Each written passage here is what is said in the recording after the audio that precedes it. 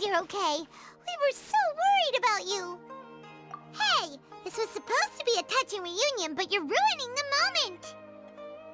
Actually, it's very smart of the traveler to be wary of me right now.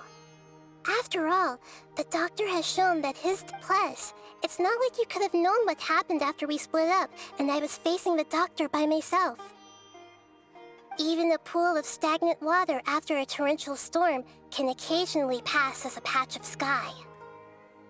Paimon feels like only the real Nahida could come up with such an obscure analogy. Huh? But I wasn't trying to win your trust or anything. Well, we understand that point now. Please, Nahida, tell us more about what happened. Are those poor people all right? When you left, I was still in the middle of restoring everyone's minds. Thankfully, when the doctor mentioned depositing information into the subconscious, he didn't mean engraving information. Instead, he did something closer to creating hallucinations. That was still within Luckily, I managed to finish my restorations and mind jump away from him just as he was about to capture me. Whew. What a relief. The doctor sure pulled out some hidden cards, but good thing we had... I wouldn't be relieved just yet. I gave away my true identity when I restored everyone's minds, which means we've lost another one of our trump cards. Also, the doctor is already an expert at modifying Akasha terminals. Maybe it's only a matter of time until he Would that mean you'd no longer be able to jump between minds? Then how do we stop him? He's still at the academia, so it's possible he already started messing with the Akasha. Ugh, it feels like he's toying with us. What a nasty piece of work. Plus, the doctor's combat ability alone is apparently enough to make him worthy of being number 2 of the Fatui. We shouldn't give up hope just yet. Let's try to find another way to attack this problem. Actually, Nahida, how did you know we were trying to get to Party's Theon? Yes, I have. I can see the traveler's elemental energy, so I deduced your destination by looking at the direction you were moving. You didn't come here for sightseeing, right? We're looking for a scholar we know. His name is Tainari, and the sages once tried to reach out to him. Why don't you come inside with us and see what we can find? Okay, let's just hope we won't get him into trouble.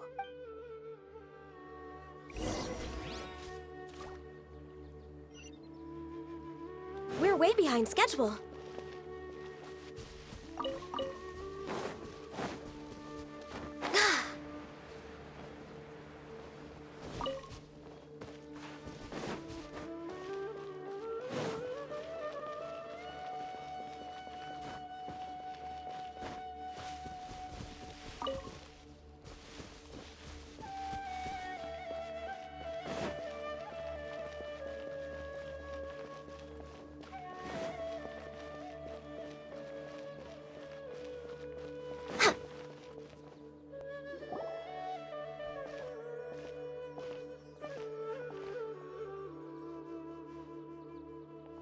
Traveler?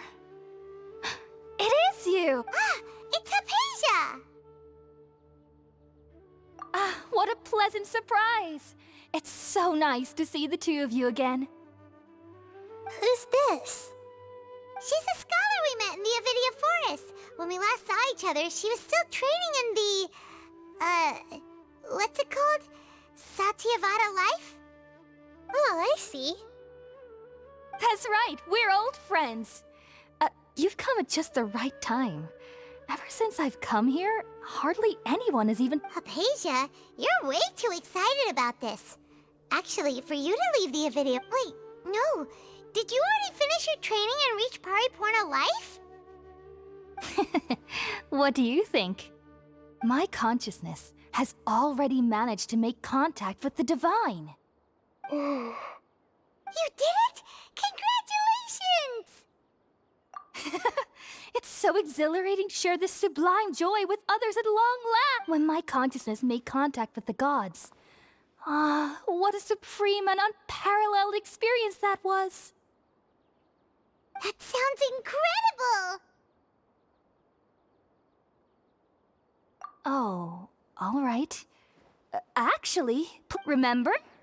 I promise to help you understand what you saw from Irminsul once I gained. My current self has not only gained true insight, but I can even help you establish a direct connection to the consciousness of the divine. You can do that? I've never heard of anything like that, but if you want to give it a try, I'll do my best to protect your consciousness during the Hold on. I brought some spirit-born ale with me. This is still a crucial part of the ceremony. We're using that incense again? All right now. Hold my hand. I'll help you establish a pathway to connect your consciousness. Okay. Ready?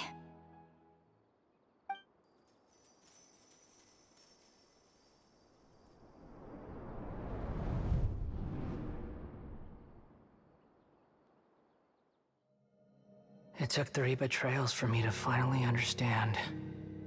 The world is just an elaborate tapestry of lies. My fury will never be quelled. The first to betray me was a god. My creator. My mother.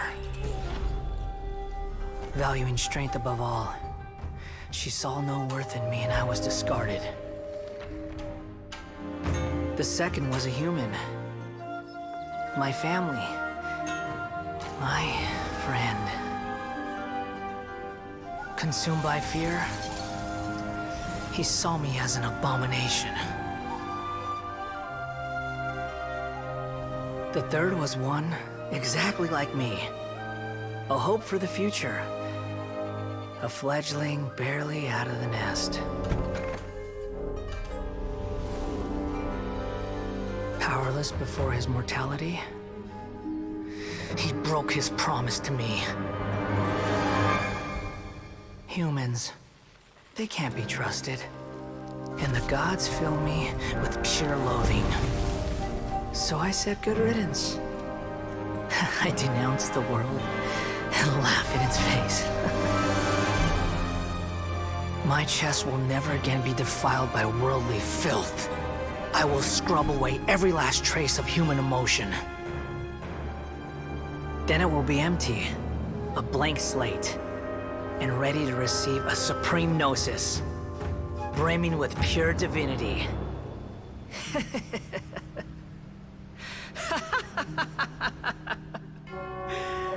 There is no need to fear. The pain will be brief. Your era is coming to an end.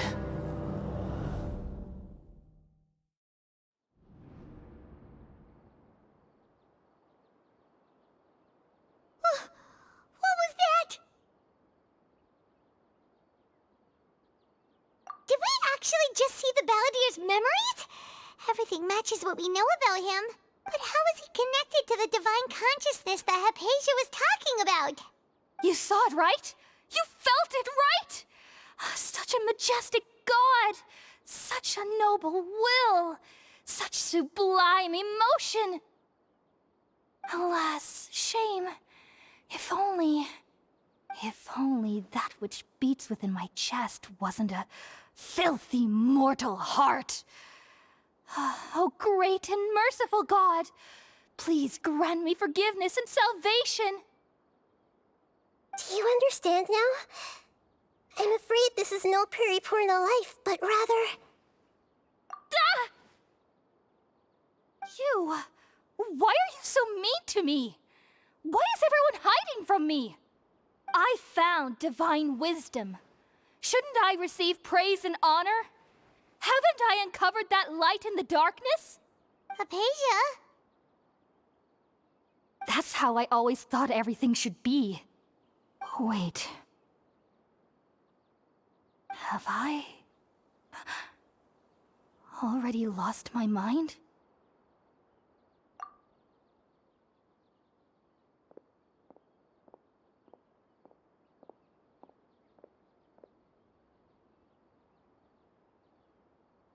Wait, something isn't right!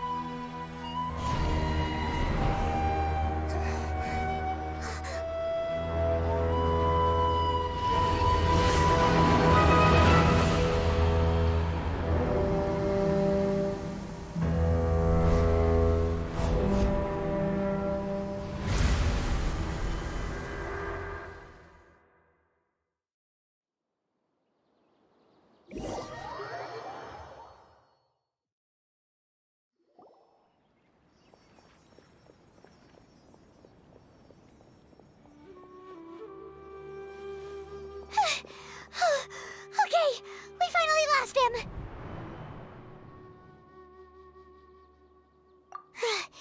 Are you okay, Nahida? Wait, no.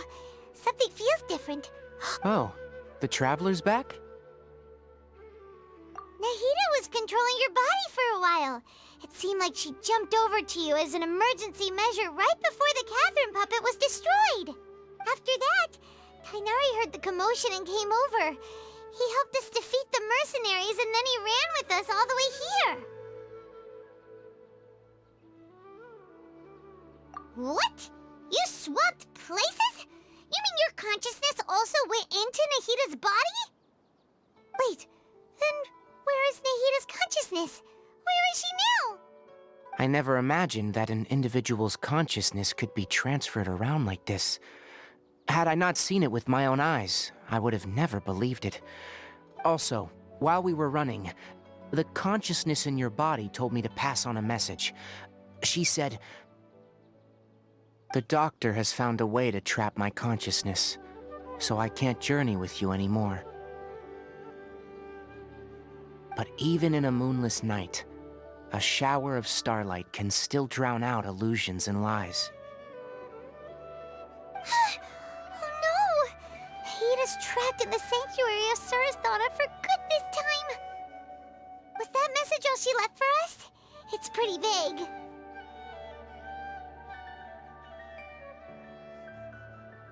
Oh, that makes sense! Since the doctor captured her, she won't be able to say anything without him knowing. She's being extra careful. Even in a moonless night, a shower of starlight can still drown out illusions and lies.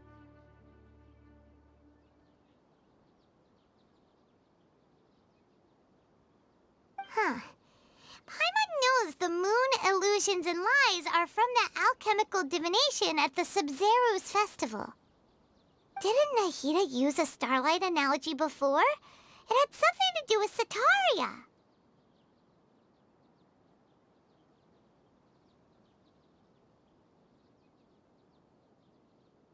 Oh, that makes a lot of sense.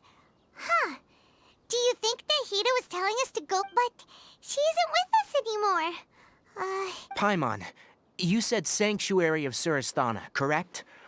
Does this mean that this Nahida you're talking about, the consciousness who was occupying the Traveler's body, is the Dendro Archon? Your guess is correct, but the situation's a bit complicated, so it's really hard for us to explain right now. That's all right. A scholar's curiosity doesn't need to be appeased right away. As for the complicated nature of the situation, safe to say I have witnessed that for myself. I've spent some time with you, and it looks like the Dendro Archon's also on your side. So, I trust you. Thank you, Tainari. Oh, actually, we came here to ask you a question. What do you know about the project that the sages have been working on? Ah, that. While I was indeed invited to join that project, the sages were always secretive about its scope and goals, so I eventually declined. All I know is that the project has something to do with the restoration of Irminsul.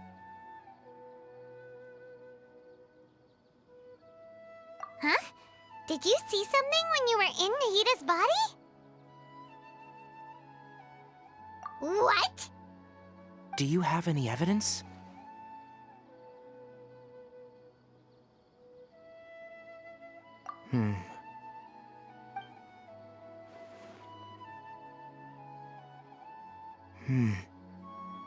So that's what happened. That explains why Hypatia's symptoms were different from those of the other scholars who went mad. It's because she made contact with the Tainari, did you leave the Avidia forest because of Hypatia? I did. I noticed Hypatia's mental anomalies, but since her symptoms were rather atypical, I secretly took her to Pardis Di and began searching. If I didn't take action, Hypatia would have already been taken by the Matra to the desert, doomed to a life of exile at Aru village. Now that you mention it, I knew the Academia has never thought particularly highly of Lesser Lord Kusanagi, but I still didn't expect them to do something as arrogant as creating a new god. Looks like I made the right decision by not accepting their invitation. The Doctor and the Balladeer. We have 2 Fatui Harbingers in Sumeru. Sounds like we're in for a bad time. From your description, I don't think they've completed their project. There may still be room for us to intervene. But then, what is the connection between creating a new god and restoring Earth? Yeah, it feels like we're still nowhere close to figuring out the sage's goals.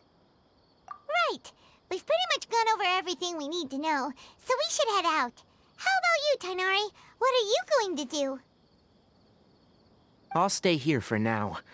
I still want to try a few more things to help If you're planning to go into the desert, start by heading for Caravan Ribat. That'll be your Come find me here if there's anything else I can do to help. May the spirit of wisdom go with you. Thanks, Tighnari. Hopefully Hypatia will feel better soon. We're off then.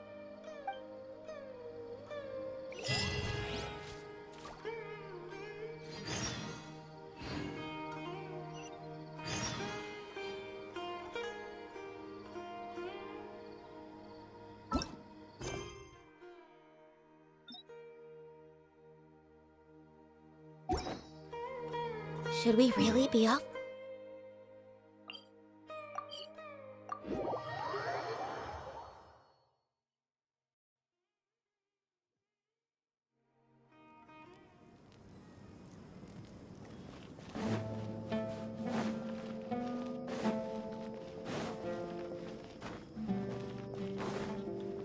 Next on the agenda... We're way behind schedule. Healthy...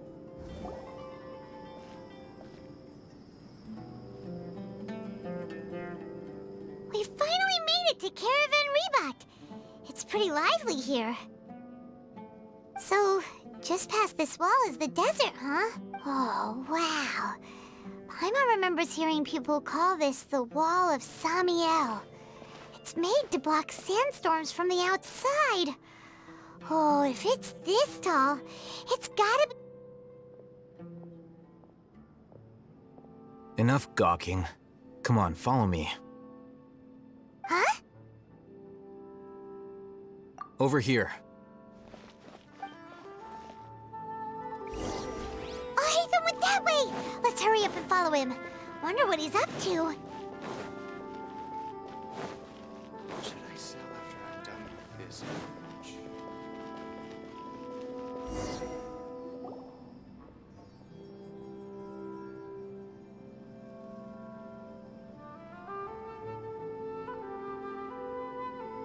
What the...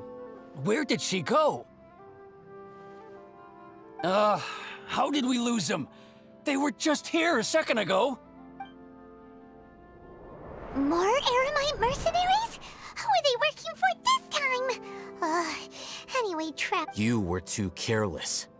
You should have noticed those hopeless amateurs trailing you a long time ago.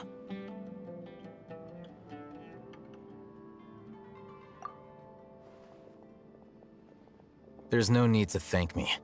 I've never cared to keep track of personal favors. All I did was correct a mistake I happened to come across. It's a habit I developed at the academia. You really gave Paimon a scare, Al-Haytham. We never thought we'd run into you here. Last time we met at Port Ormos, didn't you say you were going back to the academia? Wait, don't tell Paimon that you're here to take us back on their orders!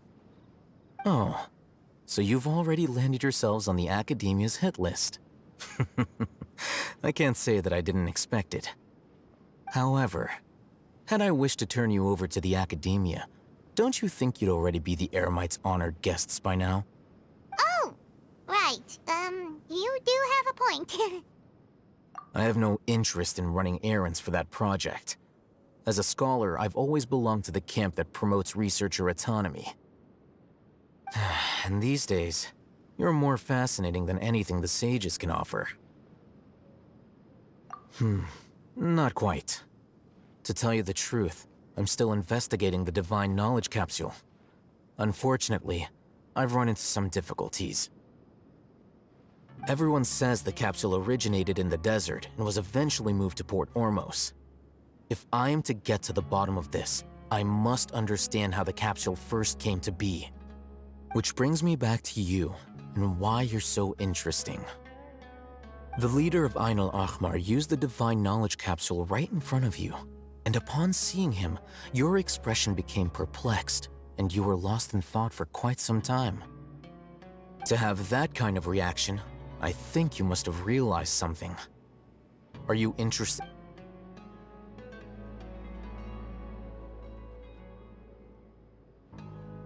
Al-Haytham, you really have a ridiculous eye for detail. What kind of person even notices or remembers stuff like that? So that's your answer.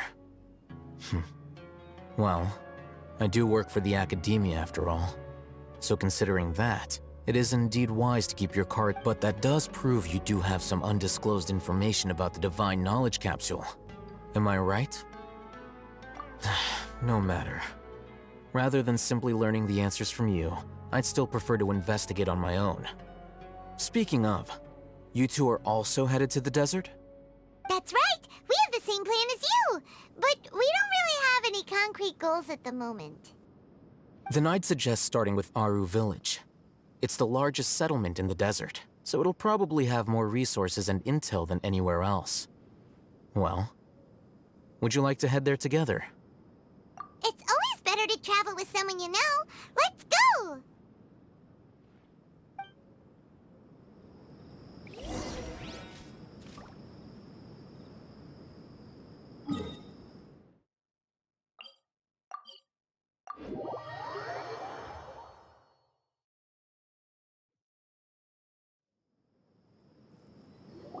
Before us lies Aru Village, the safe haven of the desert folk.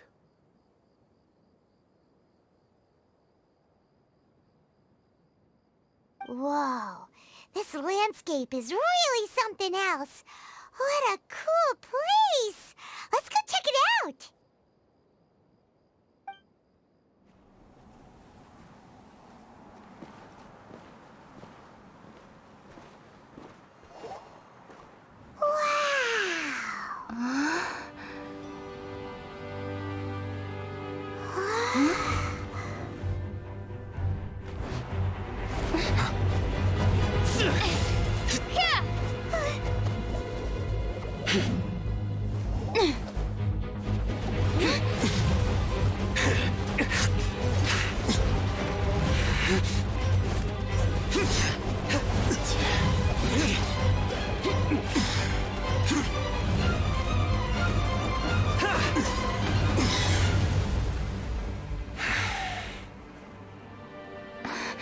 Sino.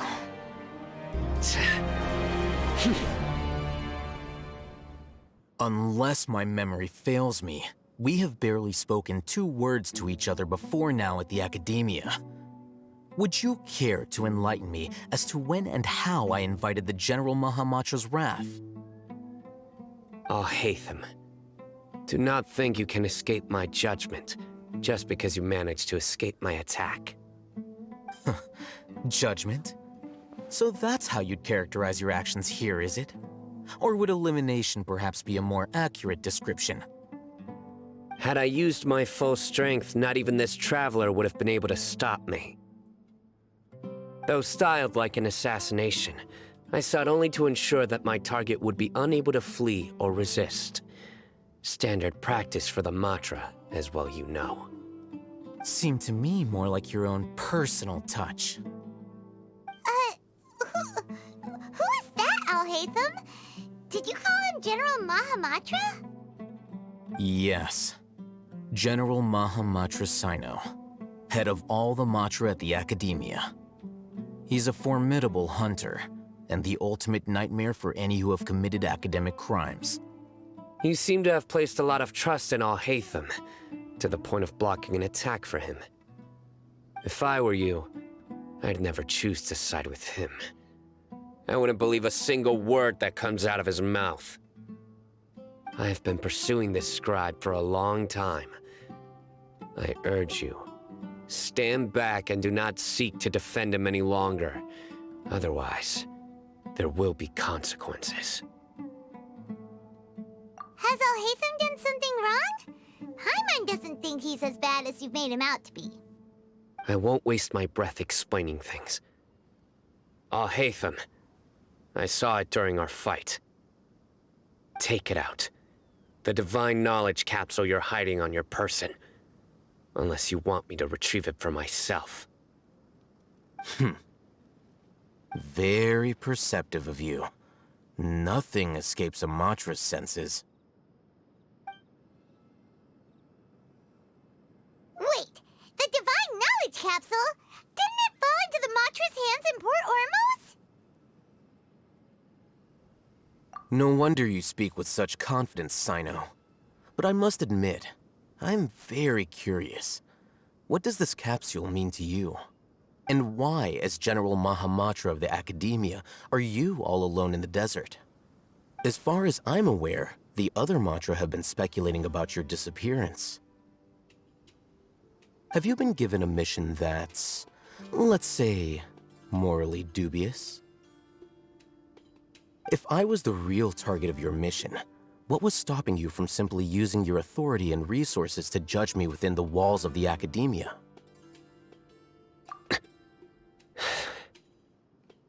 I should have known you'd be difficult to deal with. You two? Ugh! What you would do, Traveler? Paimon feels like we can't trust either of them! Ahem. Well, look at you two, acting all tough and self-righteous over there. Wait, Dia?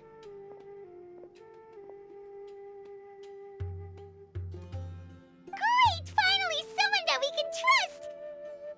You gotta help us out here, otherwise these two are gonna start fighting again! Yeah, sure looks that way. Two giants from the Academia duking it out once and for all. Not something you get to see every day, that's for sure. Listen, I know you academic types love to fill up your big brains with self-righteous morality and lord your empty rules and virtues over each other. But how dare you bring your petty disputes into the safe haven of Aru Village? It seems like someone's gonna have to beat some sense into your thick skulls until you finally learn to respect these grounds.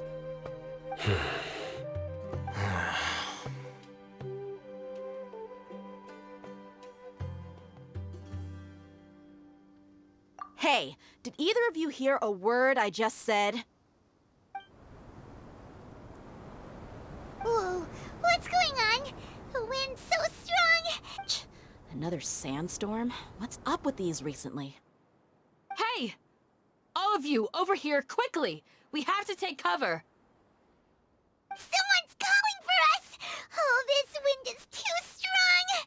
That sounded like Candace. Come on, you two. Jeez, are all of you Academia folks such hard work? Move it! All right, stop yelling.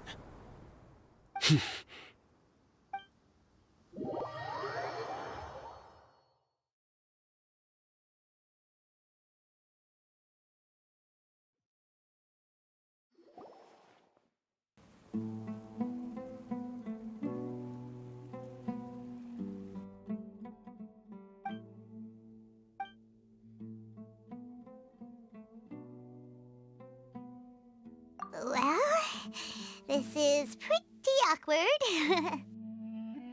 Hey, wanna play sardines with 3 people who wanna tear each other limb from limb? Sure, why not? Sounds fun. The air is so thick and heavy. Paimon can hardly keep floating anymore. My sincere apologies, everyone. This is the home of our village chief. I will have to ask you to make do with this small room until the sandstorm dies down. Please, let me introduce myself. I am Candace, protector of Aru Village. Our savior has come at last! Nice to meet you, Candace. The name's Paimon. Thank you so much for helping us. There's no need to thank me. It's only right to help each other when the weather gets rough. Wow, she's so gentle and caring, like a nice older sister. Unlike those guys over there. All right. Now that we're all better acquainted, we should return to the topic at hand. As a guardian charged with the responsibility to protect my fellow villagers from harm, I was observing your conflict from afar, even before the sandstorm started. And now that you have set foot within our village itself, it is all the more my responsibility to make absolutely sure that you pose no threat whatsoever to us. So please, have an honest and sincere conversation with one another, and put your hostile feelings to rest. If anyone dares to start anything again while they are under this roof, I will not hesitate to send them out for some quality time with the creatures of the sandstorm. Oh, on second thought, Paimon may have misjudged Candace's character. And that goes for you too, Miss Dia. Do I make myself clear? All right, we got it, Candace. That's what I like to hear. So, which of you will begin? I was supposed to be a mediator, but I might have gotten a little too involved just now. Anyway, one of those two should probably start talking. Wait, that was you trying to be a mediator? I have nothing to hide, so there's no shame in explaining myself. While Alhaitham wasn't wrong about the other Matra not knowing my whereabouts, it's not because I've been assigned a morally dubious mission. Rather, I've chosen to exile myself. Huh? Exile your... A little while ago, I discovered that there was data missing in the Academia's project planning and development files. What little as General Mahamatra, I had the responsibility and authority to request an audit. However, to my surprise, I tried to investigate the issue myself before submitting a formal audit request. But I soon found that all leads and potential pieces of incrimination... I began to realize that they were cautious of me from the very beginning. Unsurprisingly, the Grand Sage rejected my audit request as soon as the submission reached his desk. The power of the General Mahamatra is granted by the sages. You have no right to judge us. So they really are up to no good. I realized then that to the Grand Sage, the Matra are nothing more than tools for the sages to assert and maintain their control over knowledge. The vows that we took, the principles that we strive to uphold, they are meaningless to the academia of today. I believed it would be wise to flee the academia before the sages had a chance to take action against me. This way, they can no longer... I will never give up on this investigation. There's no need for someone else to give me power or authority. Once I find the truth, I will administer judgment by my own name. Sino seems to have the same goal as us. We're all investigating the sages. Plus, now that he's no longer the General Mahamatra, he somehow feels a lot less scary. Well, Sino, if that's your story, then why did you see Alhaitham as... When I was investigating the matter in the academia, I overheard a conversation between Alhaitham and a sage. The sages asked you to investigate a blonde-haired traveler. Do you dispute this, Alhaitham? What? Like many parts of the project, this assignment was undocumented. Now throw in your suspicious behavior with the Divine Knowledge Capsule, and I think we deserve an explanation. Yes. I was indeed tasked with investigating the traveler. Alhaitham! After all, the promised reward was so great that hardly any scholar could have refused. The sage told me, once you've completed this assignment, I can give you a glimpse of divine knowledge. A most enticing offer. Unfortunately, those academics don't know me at all. Their words contained one key piece of information, namely that divine knowledge indeed exists. That gave me all I needed to know. From my perspective, the sages are far from trustworthy. Think about it. Isn't it a little strange they're so willing to share divine knowledge with anyone, even as a reward? So, I began my own investigation following the lead of the Divine Knowledge Capsule. In the end, I realized my wisdom in committing to this rather than collaborating with the sages. Had I been less guarded, I probably would have ended up like that Ain al-Ahmar mercenary, incapable of remaining sane for long enough to hold a conversation. You mean that the sages originally planned to dispose of you, using one of those capsules that drive people insane? I'd already given up on the assignment by then. I only told the Academia I was waiting in Port Ormos for you to appear so they wouldn't suspect anything. So it came as quite a surprise when I encountered my erstwhile target while investigating the Divine Knowledge Capsule. Criminals do love to talk about coincidences. Even though I ran into the Traveler by chance, I had no intention of providing assistance to the Academia. Also, you should remember, you were the ones who decided to follow me and strike up a conversation after I left that tavern.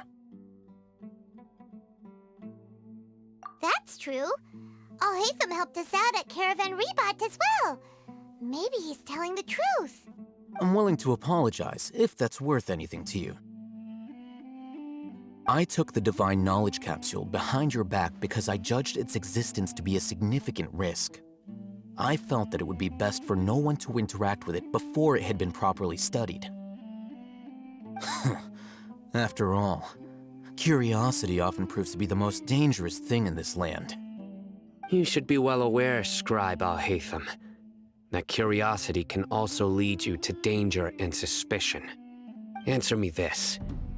Did the sages share any information about their project with you? Have I not made myself clear? You and I are both distrusted by the Academia. Do you really think they would tell me anything? Fine. Although you haven't completely proven your innocence, I won't regard you as an enemy, for now. As you wish. Good. I'm glad to see you two clearing up your misunderstandings. And now you, Dia. I believe it's your turn. Oh, sorry. Whatever the boys were talking about must have been so boring that I spaced out. Ahem. My situation is pretty straightforward. My employer, Dunyarzad of the Homayani family, is friends with the Traveler and is currently recovering from her illness at home. I had nothing going on, so I decided to return to our village for a visit. I was actually looking forward to a pretty exciting time getting back together with everyone here. But then I saw these two random guys in the middle of a pointless argument.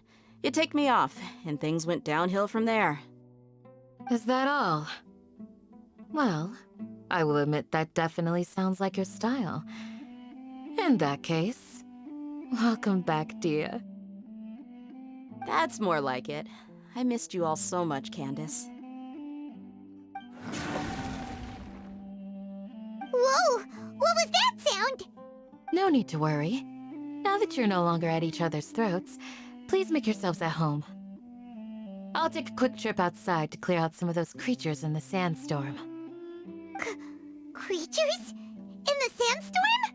Are you sure you don't want some backup? Fighting in a sandstorm is not for the faint-hearted. Anyone without extensive training in these conditions is at a disadvantage. You needn't worry. Yeah, just leave them to Candace. Don't worry, she's as tough as they come.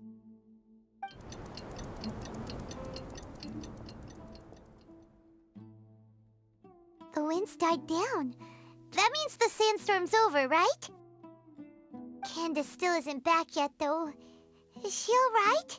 Maybe we should go out and check on her. When you put it that way, even I'm starting to feel a little worried. All right, let's go. We've been here long enough, and the boys are as chatty as the floor.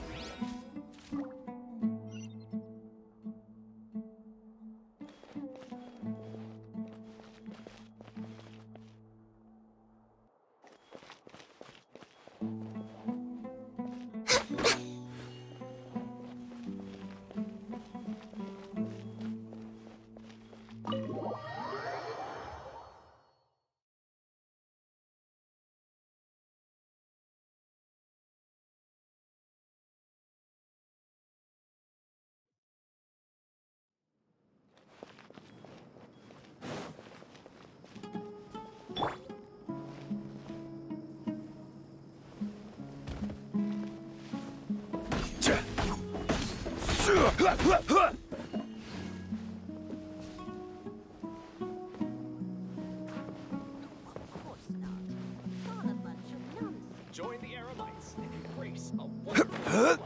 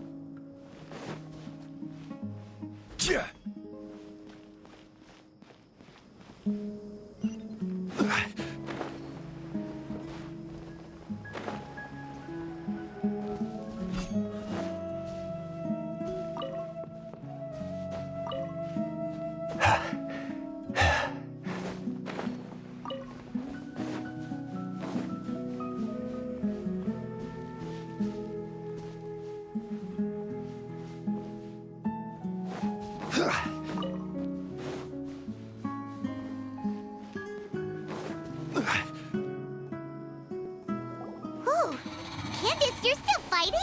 You've been out here dealing with these creatures the entire time? Yes. They just keep coming in waves.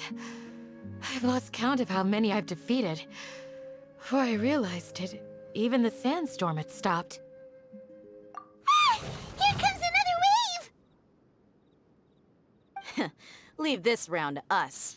I got interrupted earlier, but now I have something to take my anger out on. It's been quite a while since I've seen the Flame Mane in action. I'll leave these to you then. I'll be sure to put on a good show. Let's go!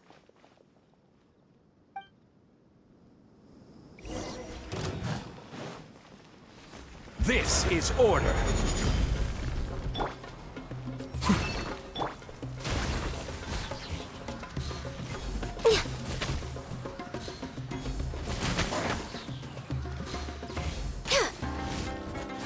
All hail!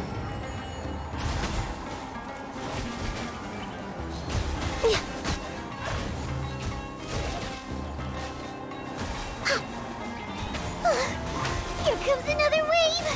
When are they ever gonna let up?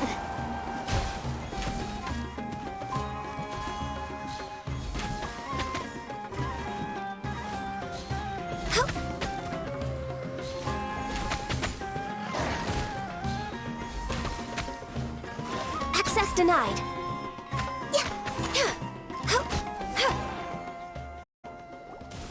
The creatures stopped appearing. Was that the last of them? What we fought just now was probably the aftermath of the sandstorm. So we should be safe for the time being. Well fought, everyone. No injuries, I hope. Huh? Who are you? Ah, my apologies. I haven't had a chance to greet you yet. I had my hands full taking care of the village's elderly and children. I am the chief of Aru village. Everyone usually calls me Uncle Anpu. Sir, I am also originally from the desert, but I have not been back for some time now. I can't say they've always been common, but recently the storms have become increasingly severe. And besides sandstorms, we also occasionally get earthquakes. According to an investigator who stayed in the village a while ago, these unusual natural phenomena are related. Another effect of Irminsul's withering. So, Irminsul's withering causes withering zones in the forest, and sandstorms and earthquakes here in the desert? Everything in the natural world is inextricably connected to Irminsul. These regional symptoms can indeed be a reflection of Irminsul's present state. Everyone in Aru village needs to take good care of themselves. Speaking of which, why haven't I seen a single village keeper since I got here? Village keeper? Who are they? Village... Does your curiosity know no bounds? Village Keeper is how Aru village refers to mad scholars, exiled here by the academia. Most of them are scholars who lost their sanity, After a period of training in the Avidia the Academia believes that their crazed mutterings may have a negative effect on the psyches of other scholars. So, they're forcibly exiled to the desert. Though if you ask me... Alas, that's exactly what we've been trying to investigate. But no one in the village has ever seen them leave. If you're planning to stay around... I've had encounters with those people in the past. I'll see what I... The Matra are the ones responsible for their exile. Now that you're no longer with them, are you trying to alleviate your guilt and atone for your past sins? I'm fascinated by how you think. Mock me if you will, but if you are guilty, I will eliminate you, regardless of my position or identity. Oh, you're the former General Mahamatra. You must be an expert in these kinds of Is it because you're reminded of Hypatia? Oh, these poor scholars. First they lose their sanity, is it really a good idea to tag along with Sino? You seem like you really don't trust him. I'll be grateful for the assistance. No doubt you will do a better job than some of my former subordinates. Let's start by finding a spot to share what we know so far.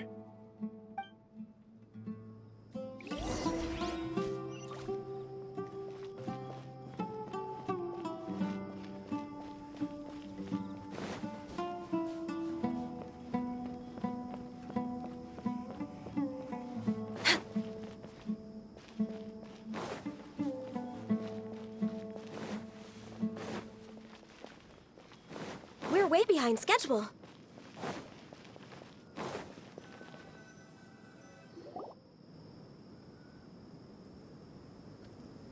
Although I've sent myself into exile, I'm still doing essentially the same things. Do you still have any questions for me before we start our investigation? One of my former subordinates told me that this title has its origins in a strange incident. The Academia has long exiled mad scholars to Aru village. A mysterious phenomenon exists here. When mad scholars first arrive, they are as incoherent and deranged as before. But after spending some time here, initially, the people of Aru village greatly resented having to take in the mad scholars. But a strange incident one night changed that. Aru village was struck by the strongest earthquake in living memory. Seeing buildings on the verge of collapse all around him, the then chief of the village was preparing to take... Suddenly, he noticed a mad scholar crouching in a corner, caressing the ground with his hands. A soft, green light radiated from him, like a divine glow against the backdrop of night. Despite the powerful tremors that ripped through the ground that night, all the houses remained upright, almost as if they had grown roots reaching deep into the ground. In the end, not a single building collapsed, and no one was hurt. After that, the people of Aru village treated the mad scholars with greater kindness, and began to refer to them. A soft green light? A mad scholar protecting Aru village? What do you make of it, Traveler? Paimon thinks so too. Actually, Sino, do you know if any of the mad scholars continued to wear their Akasha terminals at Aru village? In theory, they would continue wearing them so the Academia could still monitor their activities. With that said, the main Akasha system would no longer have any interaction with them. Oh, no wonder! Everything makes sense then! Add in the fact that they calmed down, it would... If you are able to draw a conclusion from this one story alone, then it appears you possess much more information than I do. So, what do you make of the story?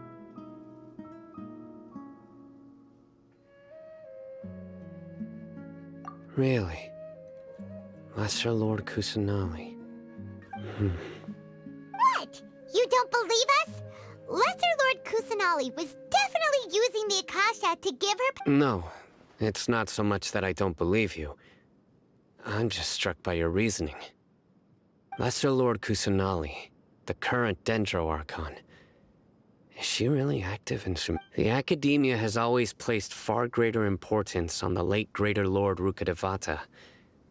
They've more or less ignored Lesser Lord Kusanali, and I've never had any reason to... In addition, I've never heard any stories about Lesser Lord Kusanali and her deeds. To me, she might as well have been a god that never existed. No way! Nahida definitely exists! She's a... How should Paimon put it? She's a good Archon who's kind and wise. Even if she says weird stuff sometimes.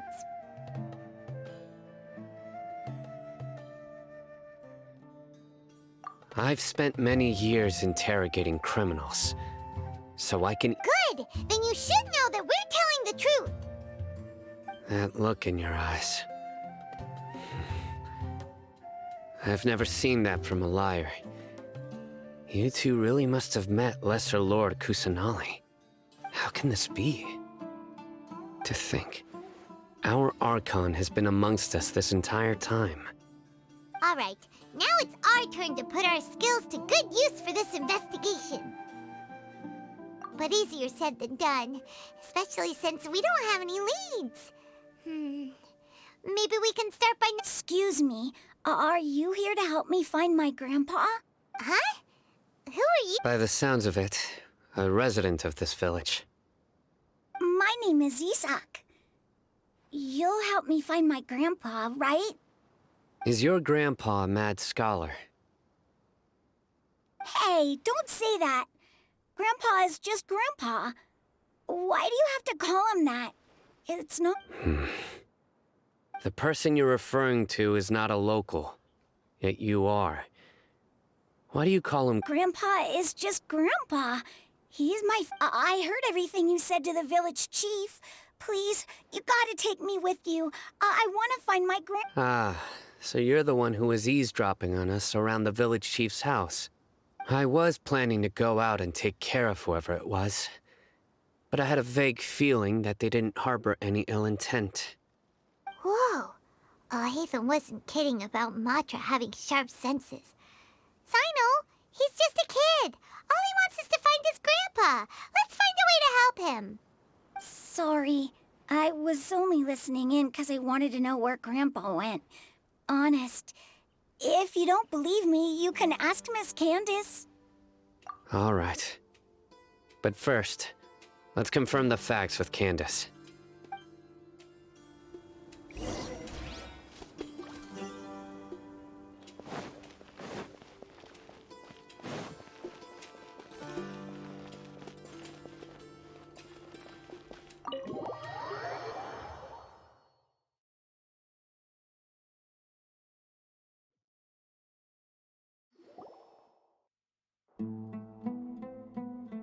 Sino is super vigilant. Is this what all the Matra are like? Ah, you're back already.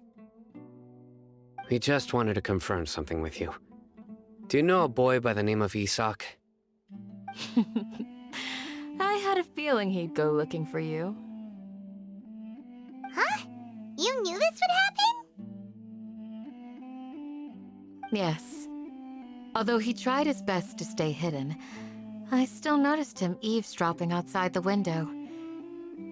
Isak's parents were both Aramite mercenaries who rarely returned to the village after finding employment in the city. He was raised by his grandfather. Unfortunately, it was only a few years before his grandpa passed away. Isak was still very young at the time, so various families in the village took turns caring for him so he could survive. Later, an elderly mad scholar arrived at the village. Isak thought the scholar bore a striking resemblance to his grandfather, and thus often spied on the man. However, the scholar was unkempt in appearance and incoherent in speech. Although Isak referred to the man as his grandpa, he was afraid and didn't dare to approach him. One summer night, the oft mumbling and bumbling grandpa suddenly calmed down and seemed to become more lucid. He even noticed Isak hiding in the distance. So Grandpa walked up to Isak and patted him on the head. He even took Isak to the entrance of the village, where he patiently taught the boy the names of the stars, and accompanied Isak until he fell asleep. The next morning, Isak woke up and wanted to go find his grandpa again, only to realize his grandpa no longer recognized him. However, it's said that those who saw the scholar claimed he no longer appeared to be crazy, but appeared to be living in his own world, almost as if he were sleepwalking. Isak was thrilled that his grandpa was able to find peace and would follow him all the time, asking him things like, "Grandpa, want me to take you somewhere fun?" Or, "Grandpa, could you tell me stories about the stars again?"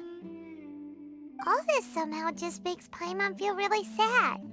It seems like they both deserve so much better. Perhaps. Nearly everyone who lives in the desert has some form of hardship or regret. But even so, we must still continue on with our lives. It's also my reason for fighting. I must continue to protect this land.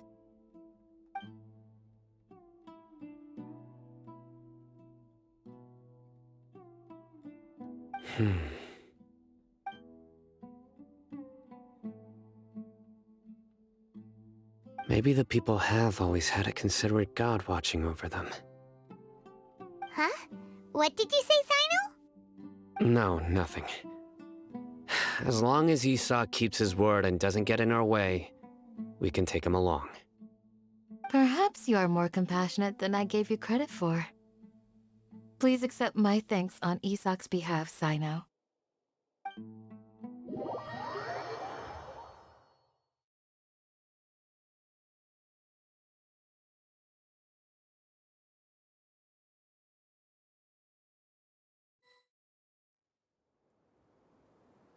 Hey, Isak! Oh, it's you guys! We've cleared everything up. Let's go find your grandpa. Really? Wow! Thank you so much! Yeah! All right. Let's ask the local residents some questions first.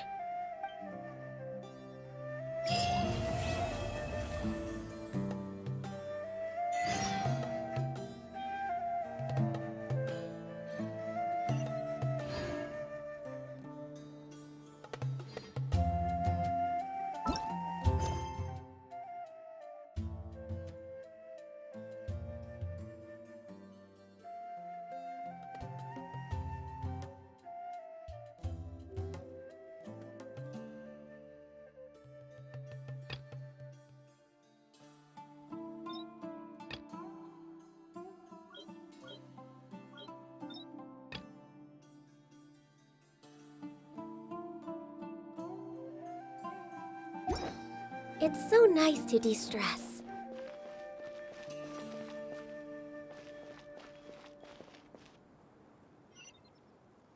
You need to watch out for any signs of earthquakes and Next on the agenda... Excuse me, did you happen to see where the missing scholars... You mean the village keepers? Oh, let me think. When I was eating dinner the other day, I saw one of them by the side of the road, muttering away and eating mushrooms and tree roots. They shouldn't go... Okay. Did you notice anything else? Anything else? No, I think...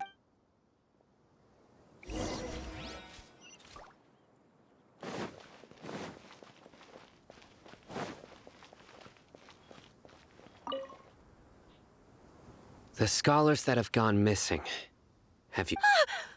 Those eyes. Those fierce eyes. Don't change the subject. Right. You were asking about the the mad scholars.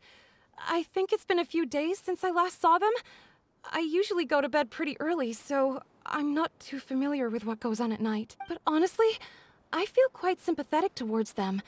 Even though they act a little strange, they've helped me in the past. Do you also think Grandpa and the others are good people? Grandpa?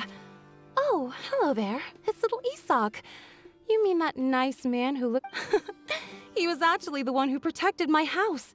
I saw it with my own eyes. He happened to be staying near my house that day and was doing something with... It still feels pretty surreal now that I think back on it. Did someone teach them how to do that? Well, whatever the case, I'll always be thankful to him and whoever taught him to look out for others. I'm pretty sure that if I ever went mad... Gotcha. Thank you.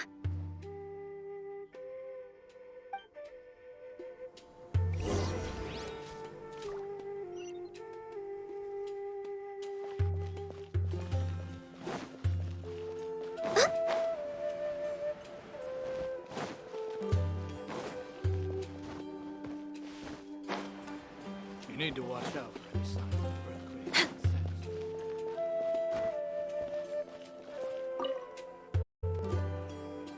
Sir, have you seen my grandpa recently? You know, the... Oh, well, if it isn't Isak. Oh, your grandpa, huh? The last time I saw him, he was spacing out by the road. And speaking of my wife, she's still always complaining about how I don't make enough mora. I might explain. Oh, thank you. It was nothing. Hey, you're looking for him, right? Did he go? Yeah. Whew, that's no good. Well, once you found him, come by my place again. And I've known you since you were very young. So as far as I'm concerned, you're family. Please feel free to come. Wow, what a nice guy! Okay. Thank you, sir. Huh? Don't say anything for now. Isak, stay here. Let's head over there. Stay quiet as you move.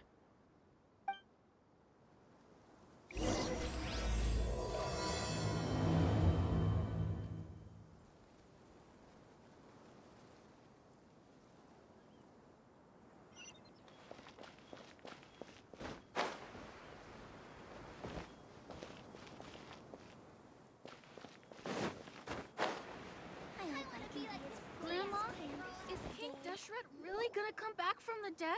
Listen, see if you can make out what they're saying. Have you heard? The mighty King Deshret, the sovereign of our faith, will soon return to this world. Yes, of course I have. King Deshret is the one and only true ruler of this land. I've never believed in any other gods.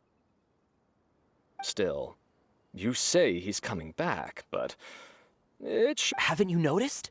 The village has been getting more deranged scholars than ever. Delavar was saying that many people also went insane just before the fall of King Deshret's civilization in ancient times. Isn't it a sign of King Deshret's power that all the mad scholars have disappeared? If you ask me. Huh. Now that you say it, that does make some sense. Exactly. Those city folks will get what's coming to them. Now, repeat everything you've just said from the very beginning. Huh? Who are you?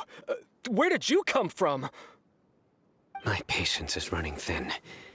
You heard what I asked.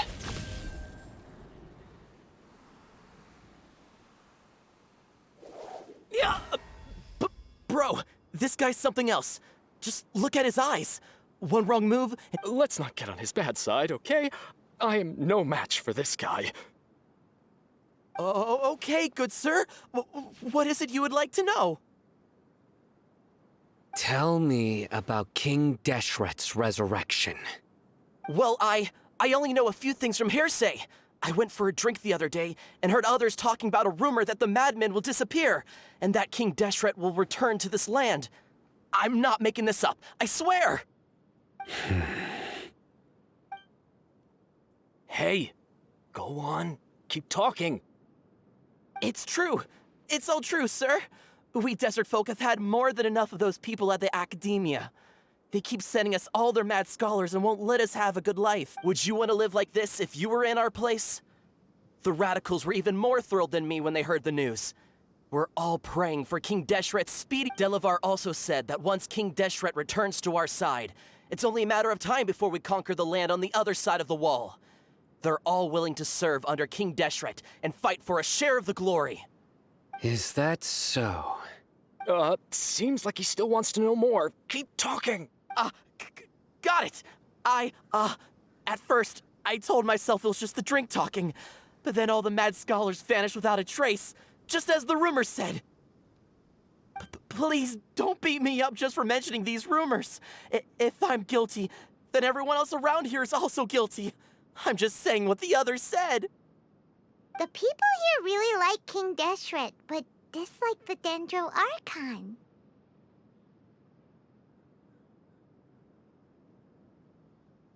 Where is this radical person? I haven't run into him over the past few days, so he probably hasn't been around the No, not at all. We wouldn't dare lie to you. He's really not here right now. Sounds like you're not too close with the radicals. No, of course not. All we know are— I have many ways to stop you from talking. And many others to stop you from sending warning messages. So you'd best just stay home and hope I don't hear of you trying to contact anybody. Don't do anything until I've gotten to the bottom of this.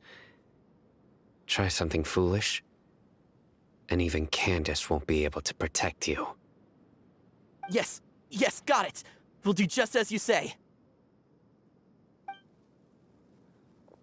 That scared Paimon half to death. Sino is pretty terrifying. He didn't try to reassure us at all. It's like he's used to hearing that. Oh, Paimon bets lots of people have told him that before. I heard that. Sorry. It's part of being a Matra. The rumor we heard just now seems like a strong lead. But we need to check a few more places. Very well. Isak! I'm here. Where's your grandpa's house? Well, I can take you there. Just follow me.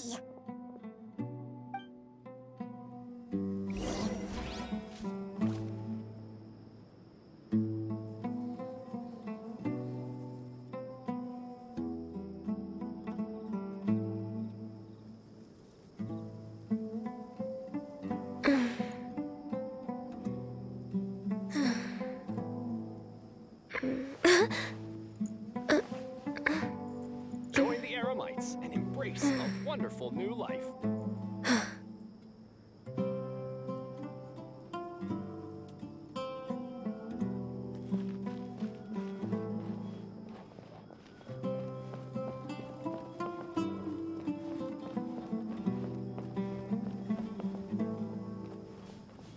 Grandpa? Oh, he likes to be alone. Sometimes he stares at the sky in a daze, and other times he just pokes at the ground with his fingers. Every now and then, he yells out at the top of his lungs, so a lot of people are really scared of him. But he's a good person, really. I know he is.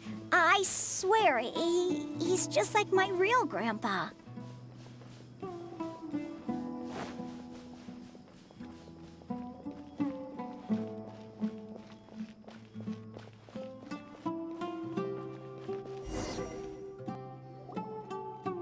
This is where Grandpa usually stays. There sure isn't much here. No.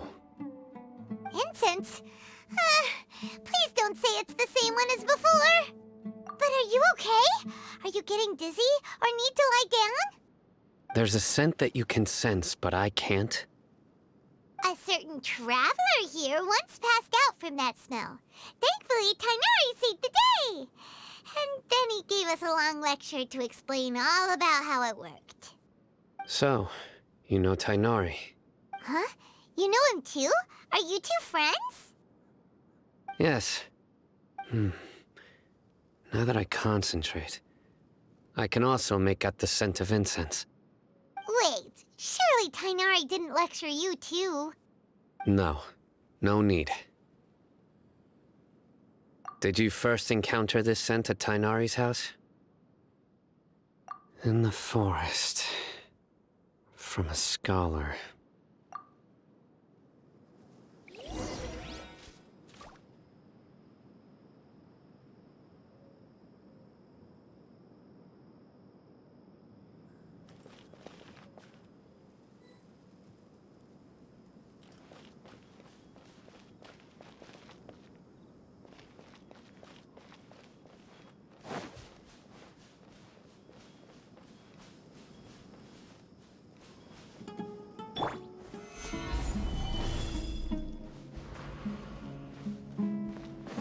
What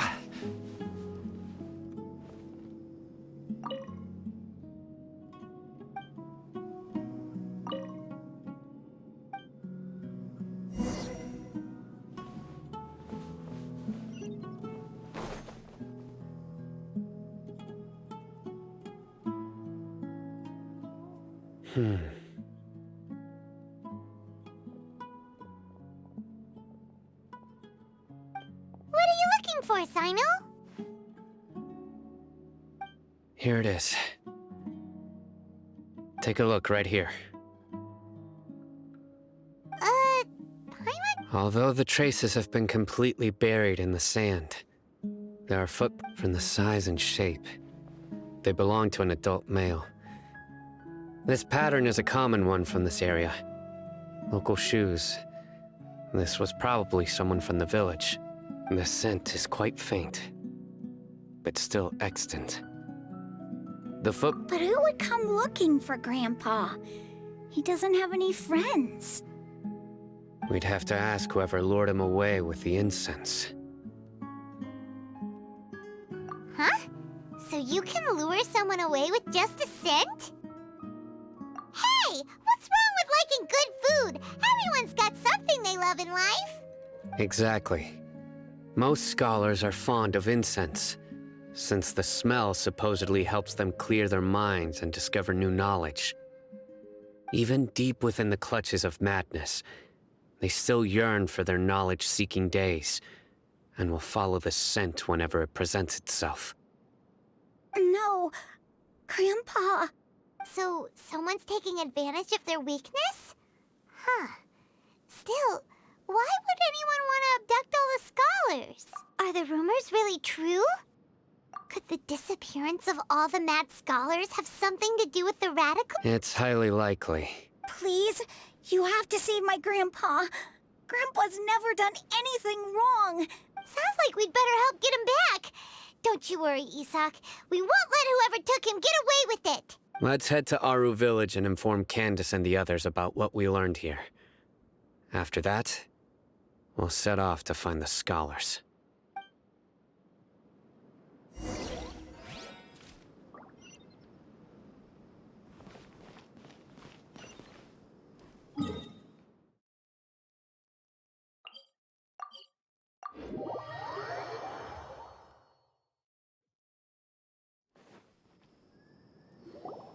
Right.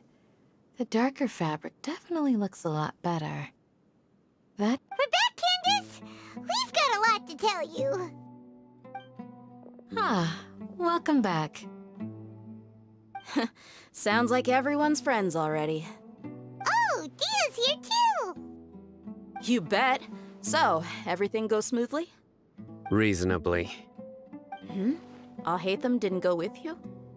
We haven't seen him at all. Huh. I saw him around the village entrance earlier and figured he was investigating with you. I guess he must have gone off on his own. Did you find out anything useful?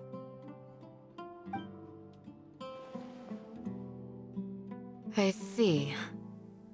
So someone used a kind of incense to lead the exiled scholars away from the village. The resurrection of King Deshret? First I've heard of it. Far as I know, the kind of incense you just mentioned is only popular beyond the wall. Scholars are fond of it, but as you can see, there aren't many scholars still studying around these parts. No seller would be able to make a profit here. Not to mention, making incense is a labor-intensive process. You won't see anybody in the desert with the patience to make or sell something that requires that kind of effort. It seems someone from beyond the wall must have been supporting this. Makes sense. So what should we do then? Do we go back to the academia and search for leads there? If it was any other day, that would be your next logical step. But today, you've got me on your team, so you get an extra tip. Didn't you say that the villager got his news from the tavern? Well, I also like to drink at the tavern, so I know a thing or two about these radicals he mentioned. If Paimon remembers correctly, the leader of the radicals is some guy called Delavar. Ah, yeah. Delavar, the scar-riddled bandit, Enger, the wide-eyed butcher, and Jabari, the duck-tailed bearded crook. The whole lot of them are known around these parts. These guys have one thing in common, and that's being broke. The rougher life gets, the more they want to believe in King Deshret. Way they see it, King Deshret's resurrection is their only chance at overthrowing the Academia. Throwing all of Sumeru into chaos is the only way to change the way of life here in the desert. Anyway, that's my guess why they've chosen to become radicals. Tia! You're amazing! You really know this place inside and out!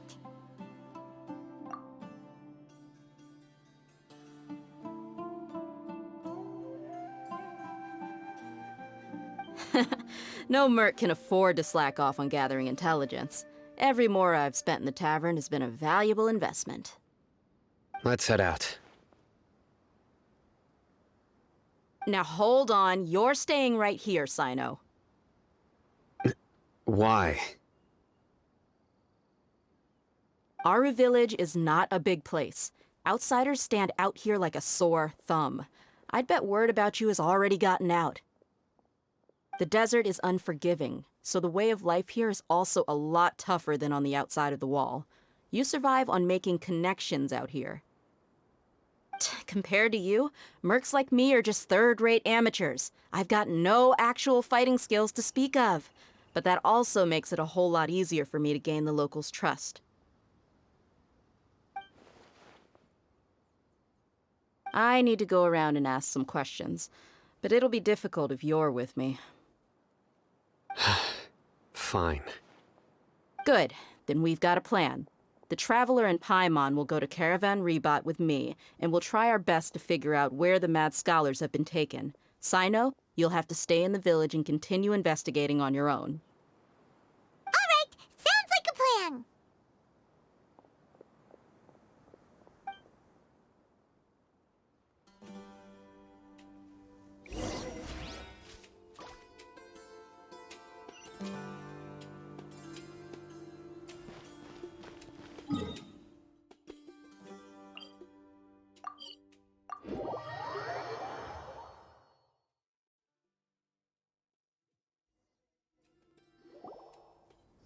Well, here we are again! Sounds like you're starting to get familiar with the area. Paimon's amazed every time we see the wall of Samiel. How can a wall this tall even exist? It's almost unreal. I know what you mean. I had the same question every time I walked this way when I was a kid. Also, why is this high wall here? And can a wall really block sandstorms? It was only after I grew up that I realized the wall of Samiel isn't just there to keep out the sandstorms. It serves a more important purpose, keeping out people like us. Sumeru is run by wise and mighty sages. To them, us desert dwellers are nothing but tools that can be used and discarded at their whim. We're cheap labor, like livestock, but easier to control. Nothing more. Even if a child from the desert got the chance to obtain an Akasha terminal, almost all their requests for knowledge would be denied. The Academia believes we're underserving. Geniuses like Sataria are 1 in a million. The other children never get a single chance to try and rewrite their fate, even though the Academia knows very well that we're humans, just as they are. That's terrible. I would tear down this wall with my own hands if I could.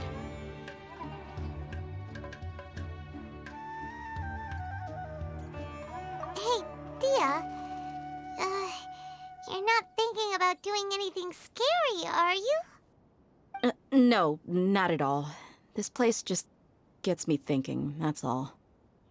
Besides, we're here to procure information, aren't we? Yep, we gotta catch those... Shh. Caravan Rebot is crawling with people, so be careful what you say. We don't want anyone to find out what we're here for. Our mission started the moment we arrived here. Let's go check out the tavern. Maybe we'll find someone I know.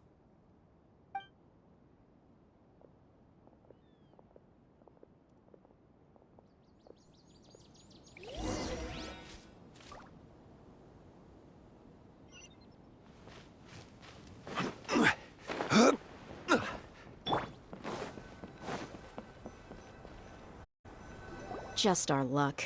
None of them are here today. You mean, you don't see anyone you know? Dia, is that you? What a coincidence. You here for a drink too? Zaki. Finally, a friendly face. Oh, and who do you have with you here? Guests from another land? Hello, hello. I'm Zaki. Dia's, how would you put it? Drinking buddy? We've had drinks together a few times. You could say we go back a ways. Anyway, as far as my friends here, they aren't too shabby, are they? You rarely see any Outlanders so friendly and respectful nowadays. Absolutely. Much better than those people on the other side of the wall. So, Dia, are you looking for someone? Yeah. Have you seen Enger, Delavar, or Jabari recently? Of course I have. Matter of fact, we were all here drinking together just a few days ago. I've got a spice trading deal from another nation. I thought maybe Delavar and his friends might be interested. Know where I could find him? Ah, how thoughtful of you. Then I assume you also know that Delavar's been having a hard time making ends meet these days, so you came here to help him out? Hey, keep it down. Let's just say I prefer to keep this deal a secret. Y'all at Caravan Rebot are like family. If there's more to be made, why not do it together? Besides, Delavar and his friends have muscle. They'd be a good fit for escorting the goods. Yes, how considerate of you. Delavar's my friend too, so of course I can take you to him. Come with me.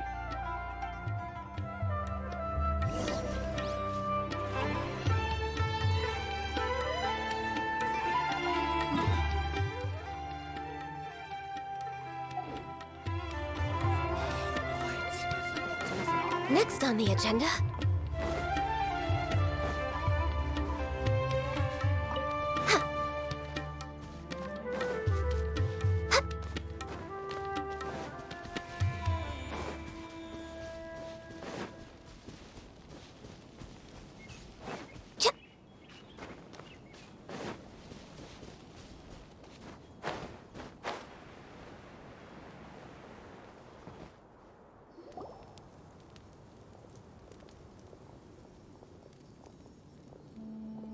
Are we there yet? Yep, this is the place. This place is practically deserted. What are they doing in a place like this?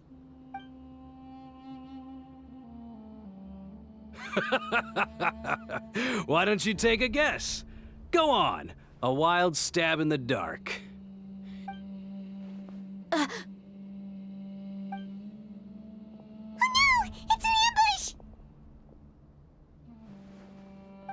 What's this all about, Zaki?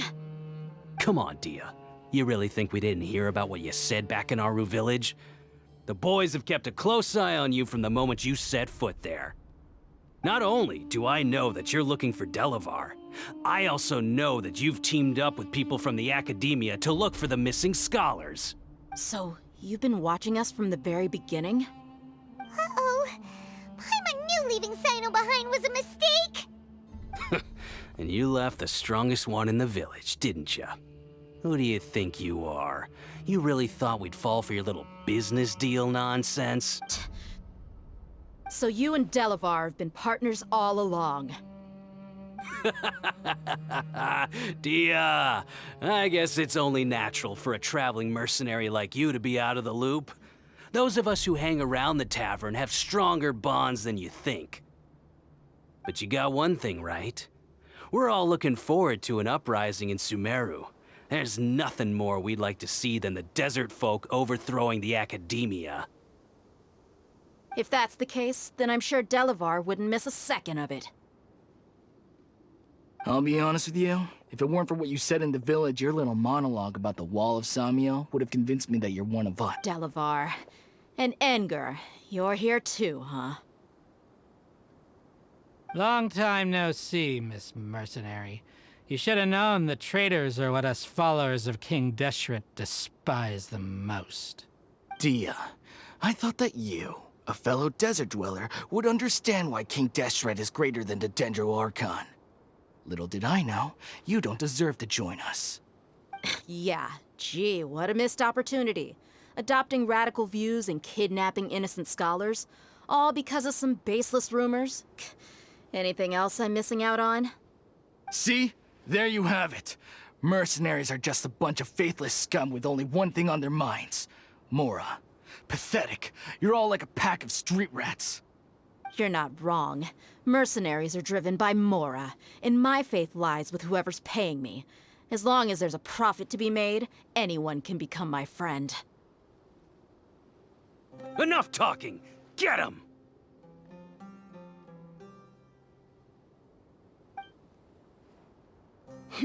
Just as I expected. Let's teach him a lesson, traveler. Following orders. New solidified! Here you are. Defract!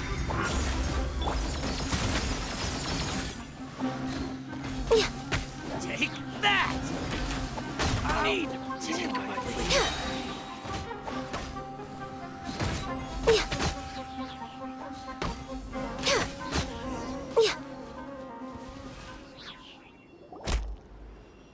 Impossible!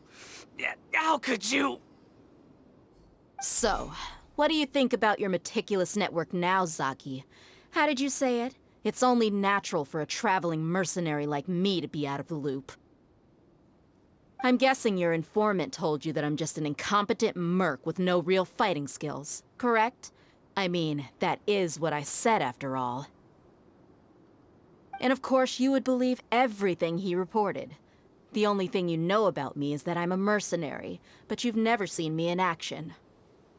Even though you heard we went to handle monsters together, you believed that Candace was the only one doing all the real fighting. That so-called Flame Mane is just a fraud. She admitted it herself. She just uses her connections to gain the trust of others. That's what you thought, right? Ugh. You lied in the village because you figured that we'd have people watching you. And you were stupid enough to fall for it. I figured as much the first time we drank together. You all thought you were so smart. Pathetic.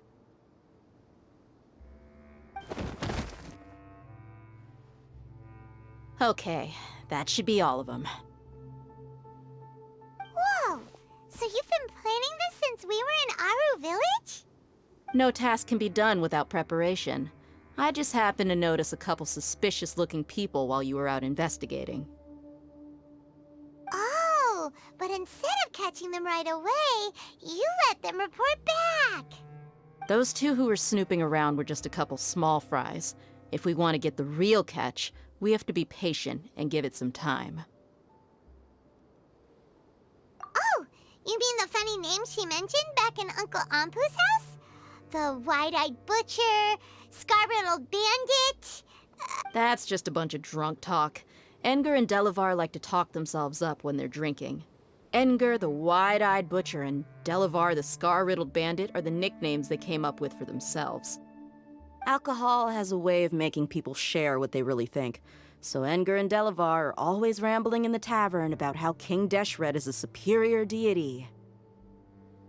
What about Zaki? He's just a numbskull who fell right into our trap. Zaki was probably the best hidden of them all. My initial plan was to find Delavar first, and then try to track him down. That's what you wanted to ask when we were at Uncle Anpu's house, right? Jabari is one of the villagers you talked to. You know, the one who wanted to treat Isak and his grandpa to some food. Wait, so he's a radical too? No, he isn't. I just needed to tack on a random villager name to make the eavesdropper think that I was making some wild guesses based on my impressions. Wow, what a genius idea! Well, That's an expert mercenary for ya. Ah, you're too kind. It was straight from the usual playbook, if I'm honest. So, that thing you were saying before, is it really true? Hmm? About what? About how mercenaries only care about Mora, and that anyone's a friend as long as there's a profit. Does that bother you? What makes you so sure? Dia, do you dislike the Dendro Archon like the other desert folk? You two are pretty sharp. No, I don't have anything against the Dendro Archon. I've heard a lot of nice things about the Lesser Lord from Dunyarzad. I can understand her devotion and gratitude. Dunyarzad's just an ordinary person. There's no way a god would be so involved in the lives of everyday people, unless they were truly compassionate. I've begun to realize that the sages are behind everything that's happened recently. The radicals' blind belief in King Deshret, making the Dendro Archon out to be an enemy. It's all the academia's trickery. But I see through it all. And unlike them, I can never be hostile towards anyone who's never done anything wrong. Dia. Anyway, looks like we're done with business here. Traveler, lend me a hand. Let's tie him up and bring him to the village.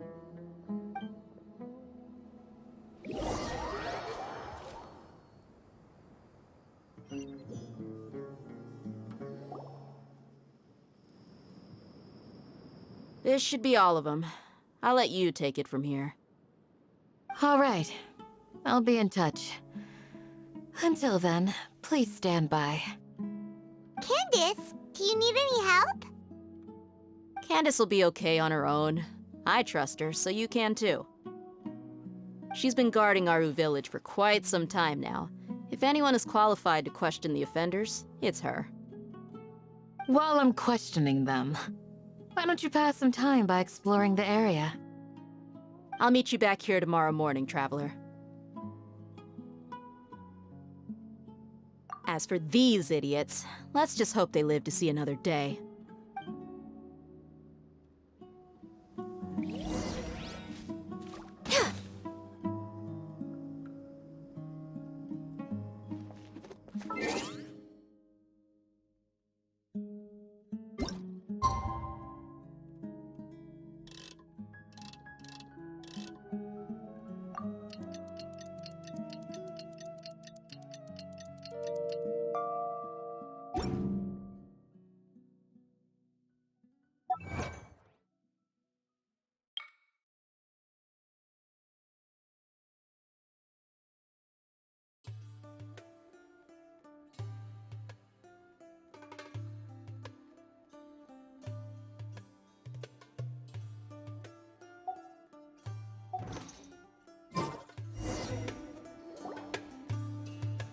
Hey, Dia!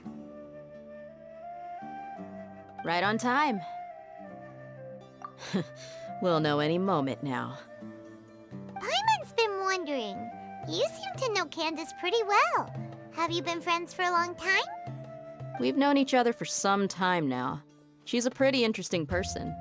Even though she's an extremely strong warrior, she never misuses her powers against others. Oh, Paimon knows what you mean. Like a lot of martial artists say, never take the fight outside the ring. Yep, I guess you can put it that way. It takes strong convictions to be as dedicated as she is, and shoulder that kind of responsibility. Us mercs, on the other hand, we pretty much live from one day to the next. Well, Paimon thinks you're great too. Really? Thanks for that.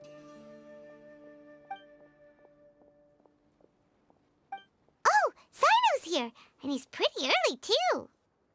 Yes, I was here yesterday to help out a little. To help out? By doing what? Sharing some interrogation techniques. Oh, you mean you taught Candace some more persuasive methods? Right. Come on in, everyone. Come on, let's go inside.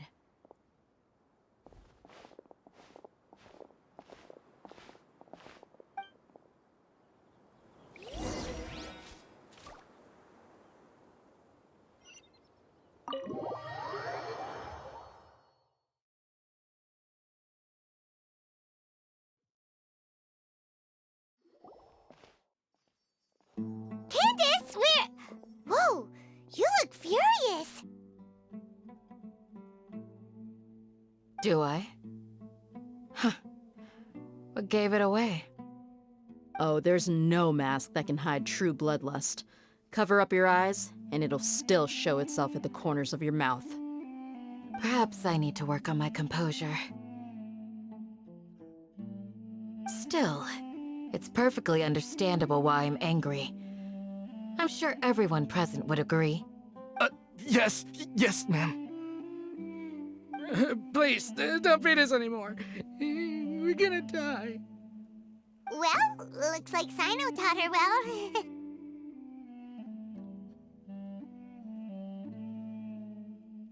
You fear death yourselves, yet you do not hesitate to place the lives of others at risk. The absurdity is mind-boggling. The ones you call mad scholars are known to us as the Village Keepers. They are vital members of our community, and some even count them as family. You come here, to my village, and you treat my people as nothing more than stepping stones towards your goal. Tell me, what would you do to you in my position? Mercy! Please have mercy! You've made your bed. We may all be desert dwellers, but there's one thing that I understand better than you. The resurrection of King Deshret will only result in war. And war serves no one. The people of Aru Village care little about which god is in power. Life may be tough and tiring, but we wish to preserve our way of life. A war would only cause us to lose all that we have. And that is not a responsibility that you can afford to shoulder. We understand. We're sorry. I'll tell you everything I know. Please, just let us go. I'm listening. You might not believe this, but it wasn't us who came up with this idea. Someone was spreading rumors in the tavern. That's how we ended up hearing about King Deshret's resurrection. Some mystery man told us that mad scholars will make the perfect sacrifice to usher in King Deshret's resurrection. They give their lives, and we can get anything we wish for. They're called Village Keepers. Slip up again, and you'll regret it. Yes, sorry. It was all that mystery man's doing. He told us to spread the word about King Deshret's resurrection, and talked us into helping him. In return, he said he'll help facilitate the resurrection process. I'm not sure. That's one. Huh? One what? Strike. You get a total of 3. Then, you die by my hand. Wait, I'm telling the truth. We don't know anything. It was all him. 2. He got us to lure them out of their houses in the night with some kind of incense. We take them to a junction outside the village. Then the mystery guy takes them from there. You gotta believe me, please. I'm telling the truth, I swear. Just ask them if you don't believe me. That was indeed the truth. Traveler, go on.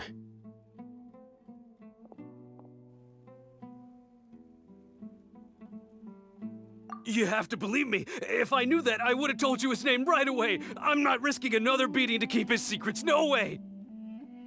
That guy, he wears a cloak, and he's always careful to cover his face. He calls himself King Deshret's envoy. I believe I may know what's going on. Uncle Anpu? What?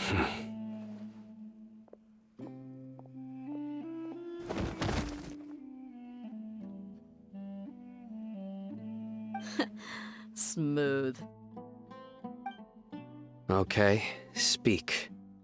If my suspicions are correct, this mystery man they speak of could be from the academia. Some time ago, people from the academia attempted to take the village keepers away. I refused. It strikes me now that this secretive character shares the same goal they had. Which means it's highly likely that the academia was purposely spreading a false rumor to trick the radicals into delivering the village keepers right into their hands. They were the ones who brought them here to begin with. Now they're trying to— Not the academia again.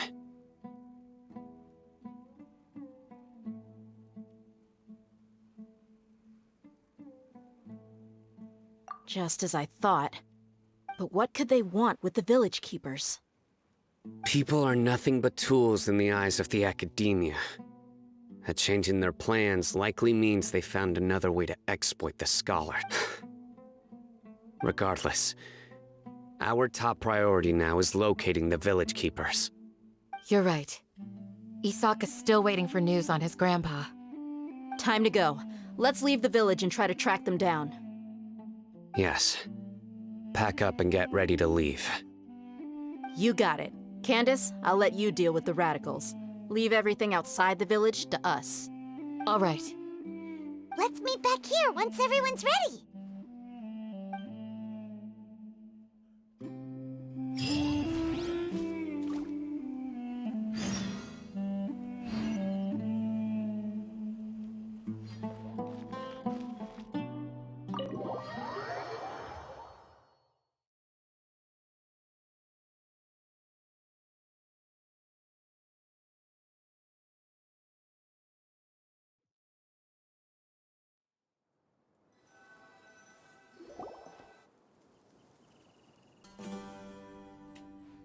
Let's get some food in us and then we'll— Whoa! Where did you come from? Well, as you can see, I am merely sitting here and reviewing what we have deduced thus far. You were gone for ages! And now you're suddenly sitting here musing to yourself? Where have you been anyway?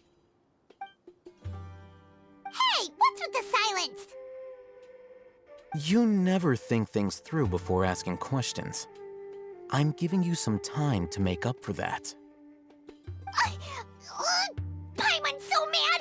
Paimon's gonna give you an ugly nickname!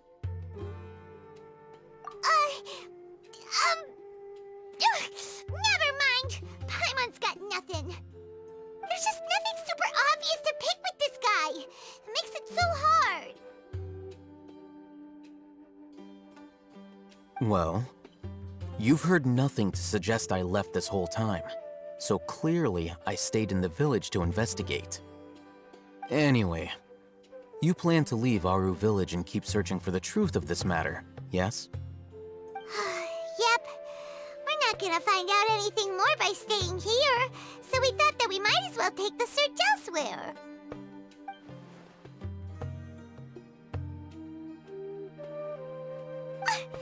Enough with the silent treatment!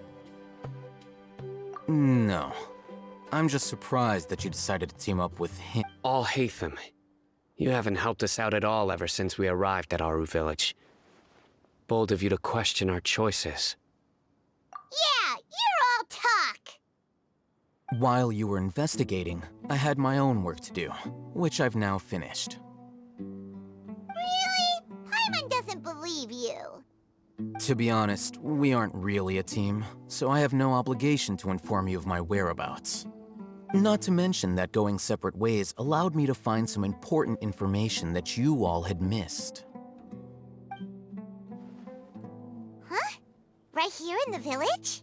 Correct. What did you learn? I'm going to take you to someone. But before that, you need to understand where she's coming from. What does that mean? How do you think the residents of Aru village feel about what we're doing? In other words, do you truly believe every single word the villagers tell us? You mean some of them lied to us? Hiding the truth does not necessarily equate to lying. Again, these people have their reasons. Remember what Gandis said? Most people in Aru village don't necessarily care which deity is in charge of Sumeru. That's because whether King Deshret or the Dendro Archon has power is of little significance to them. By contrast, the perils of their daily lives are ever-present concerns. They won't simply share everything they know with you without good reason. That's why you believed there was no further information to be found in this village. Glad you're following along. Among those you have talked to, there's someone who was consciously keeping you out of the loop. In fact, she's been observing your every move since you arrived. The reason being, to someone who only wants to live their life in peace, any external factors introduce unpredictability into the equation. Those eyes. Those fierce eyes. You look like a real fighter. Don't change the subject. It's quite obvious that she's intimidated by Sino's authority and strength. Right. You were asking about the mad scholars. She corrected herself mid-sentence because she's aware that there are King Deshret fanatics in the village. If she sounds too friendly towards the village keepers, she could easily make herself the radicals' next target. I think it's been a few days since I last saw them. I usually go to bed pretty early, so I'm not too familiar with what goes on at night. Remember? She made a point of denying her involvement in anything that occurs at night. But honestly, I feel quite sympathetic towards them. Even though they act a little strange, they've helped me in the past. If it weren't for them, my house would have collapsed long ago. After speaking to the village chief, it became clear that the village keepers had protected Aru village at night. In other words, the young miss was very much awake during that time. Then why would she lie? By getting involved with an outsider, she risks drawing unwanted attention to herself. As for why she might be so wary about all this... I'll pass on this one. You said that she is afraid of me. If so, it's best if I stay out of this. We're on it!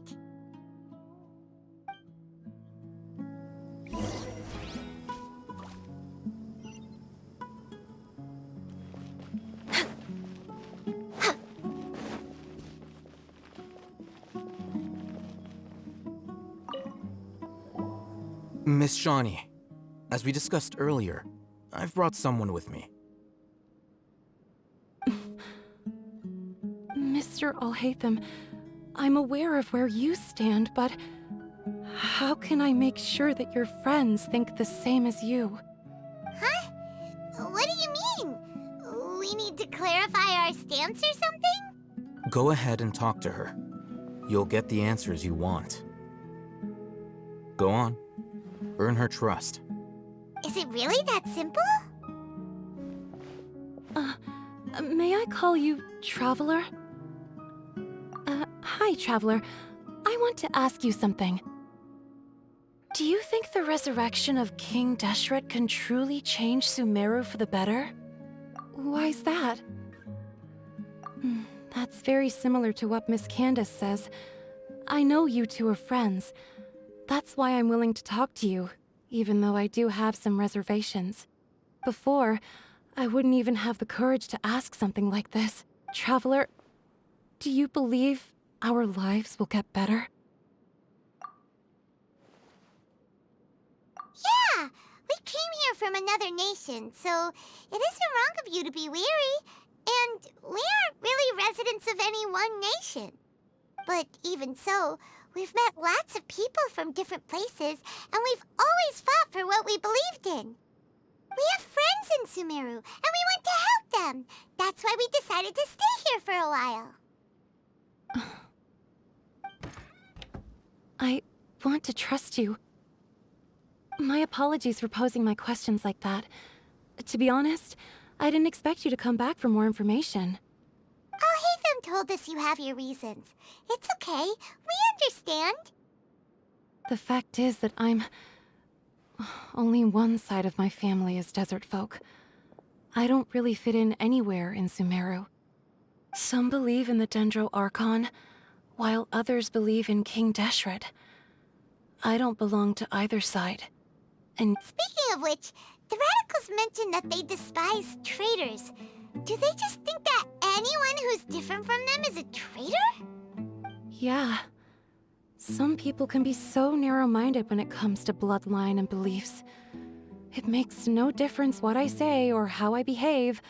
I'll always be suspected of having ulterior motives. Slowly, I just stopped talking to people. I pretended not to hear or see anything. All I want is to live my life in peace. And then it happened. The village keepers who had helped me disappeared with no explanation, and I didn't dare breathe a word about it to anyone. Until now. You can tell them. I'm sure she'll keep your secret. All right. I'll tell you what I told Alhaitham.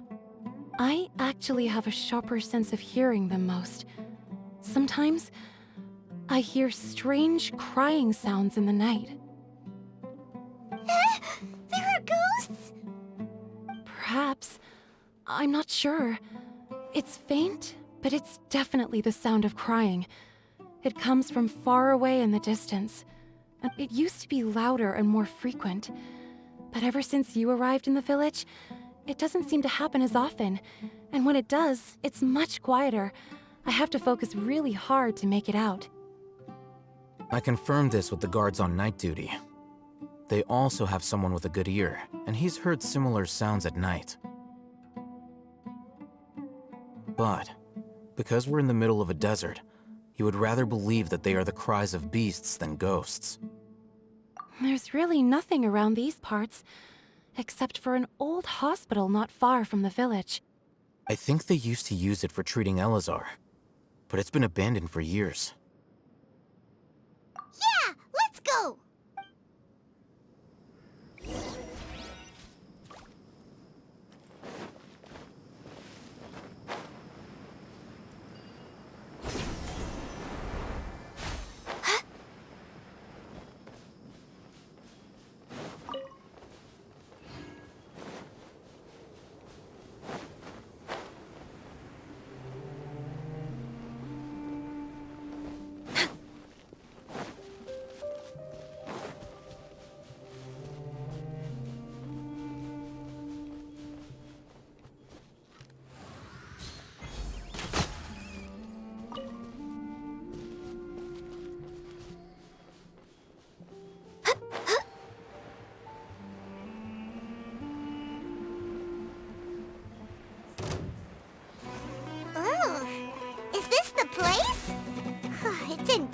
Shape, and there's sand everywhere. Empty and forgotten. An ideal place to hide people.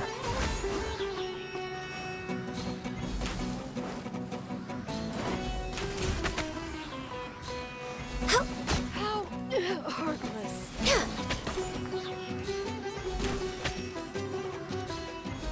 I'll take my leave.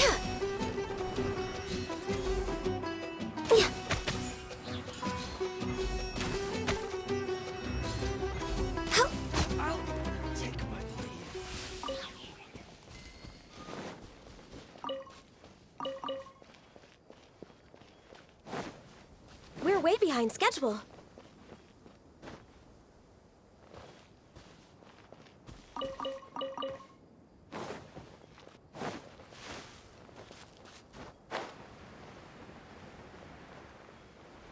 Next on the agenda... Ah! Monsters! Watch out!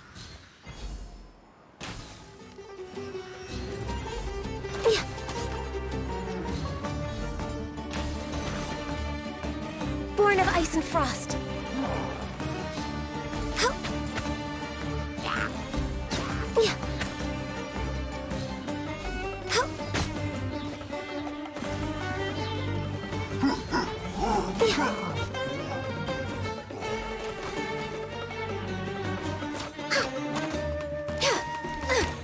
Access denied. Order guide you. For Rex Lapis. No touching. They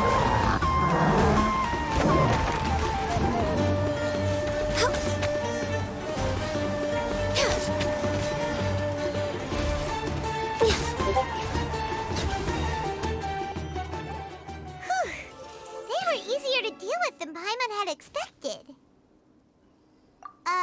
Super strong bandits? Or monsters taller than buildings dropping out of the sky? He looks super serious. We gotta stay on our A game too. This is the one.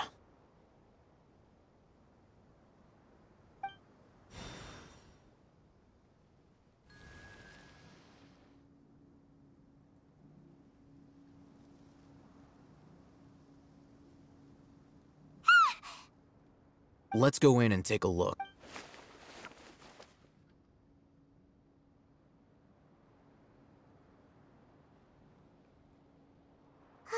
Hey, Hatham, we haven't found squat. Are you sure we aren't wasting our time here? Patience. Shawnee says she only hears the crying at night. We have time to burn. Until then, I'm taking a break. And just like that, he sits down. Wait, he even brought a book to read? What are you reading? Let Paimon see! Okay, sure.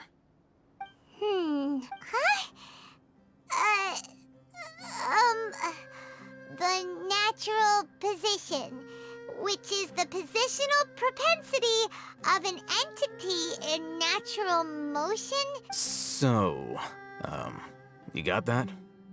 Oh, Paimon gives up. You keep reading your book. See ya! How is he so relaxed? Look at him, reading an impossible book in a creepy place like this. Hey! Paimon's your Tibet travel guide. Paimon knows plenty of useful stuff already. And anyway, it's not Paimon's fault that the books people read in Sumeru are so complicated.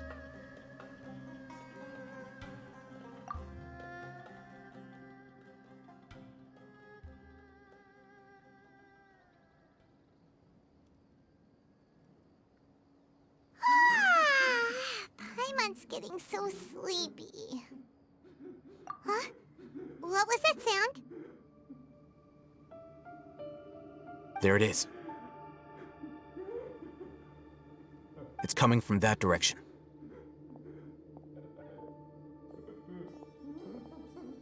Is the sound coming from here? Huh. Paimon's not seeing anything. It's from below. But there's no way we can get... Something is off about the interior here.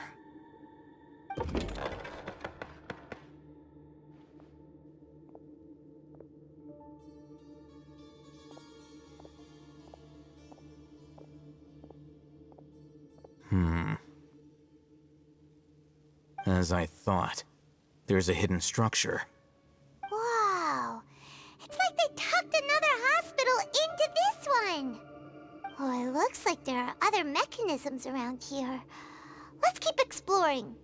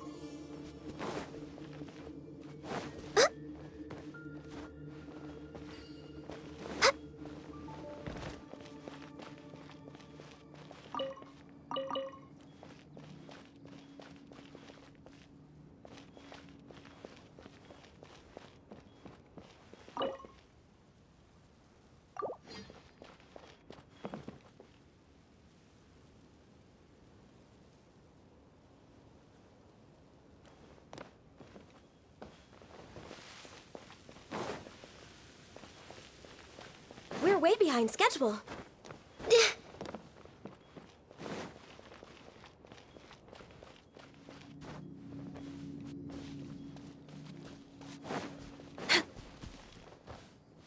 way behind schedule.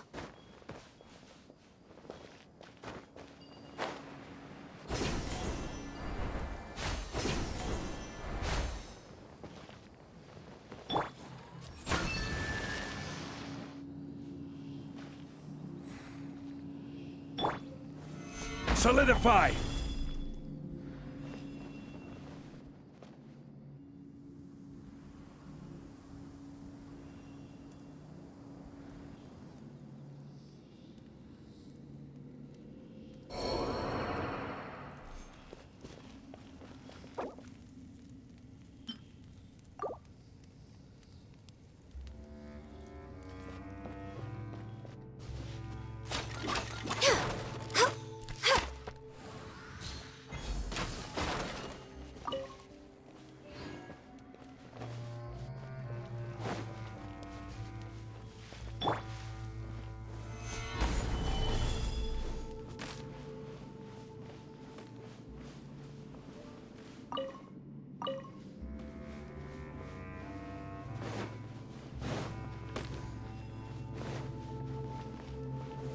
Stabilize!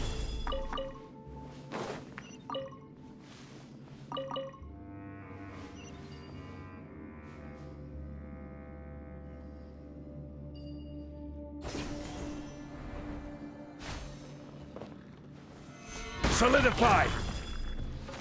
Born of ice and frost.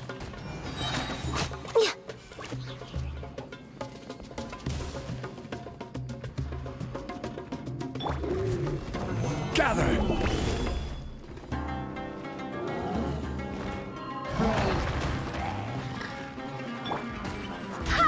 I swear by my sword! Flicker! Scatter! No touching! All hail!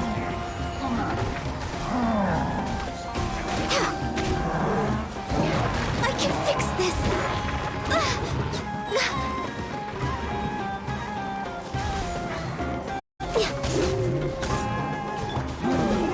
Stabilize! This is order!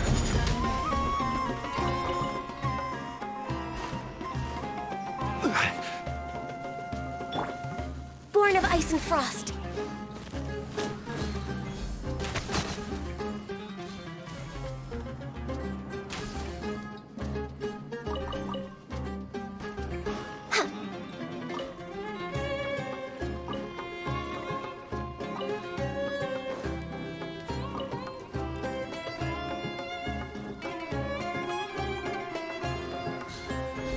Next on the agenda...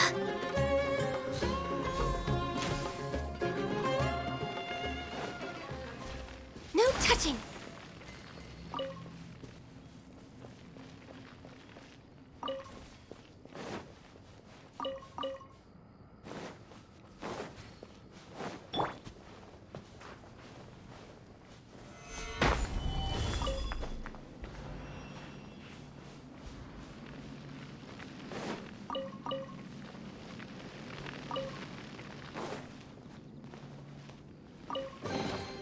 Certainly worth the extra mile.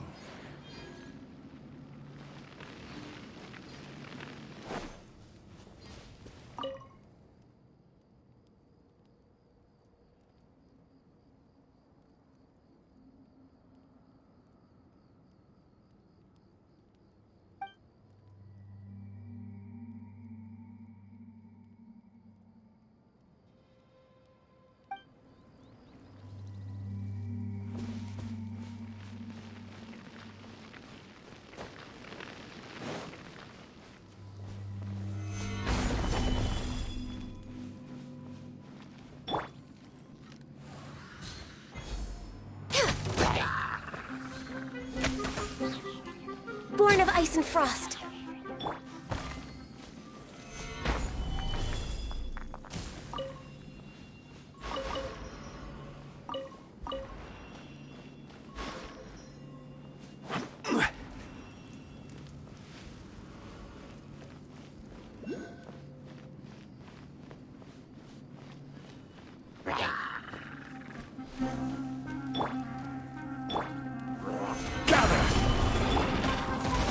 Barbados, guide us. Here you are. No touching! This is long overdue.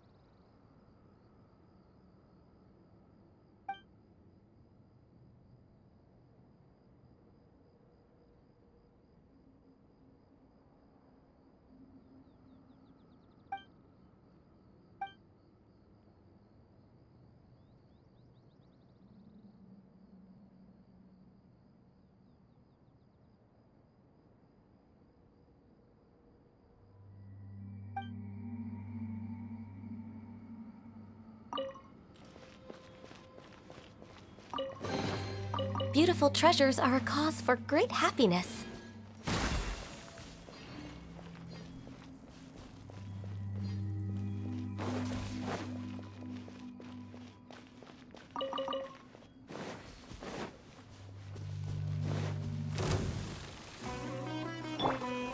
Stabilize!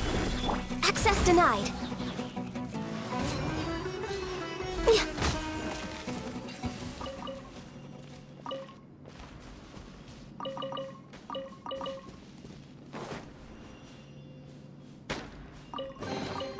There's nothing wrong with reaping a reward every now and then.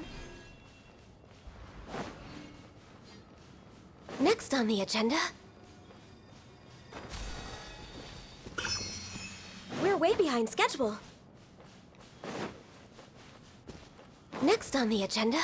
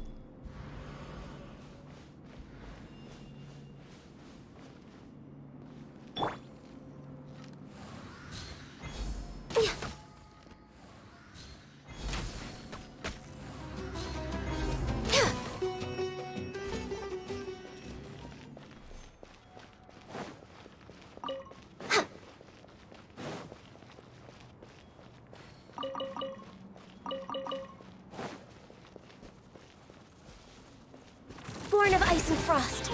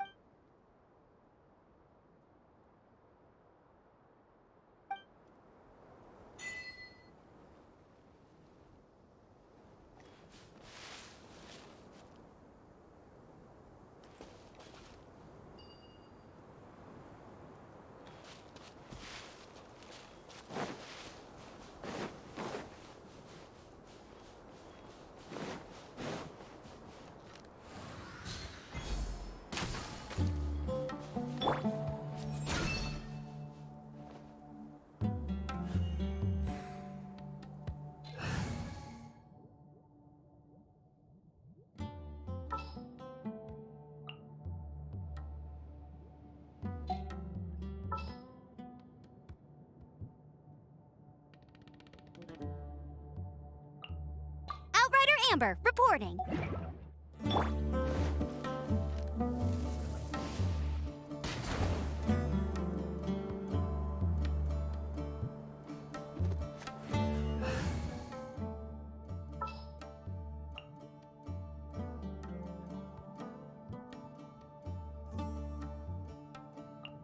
Everything's ready. Let's go!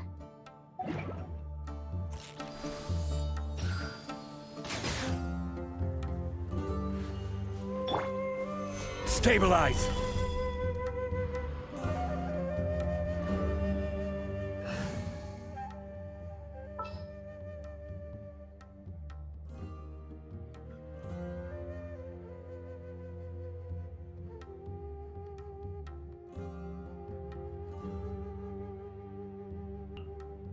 Ready for anything.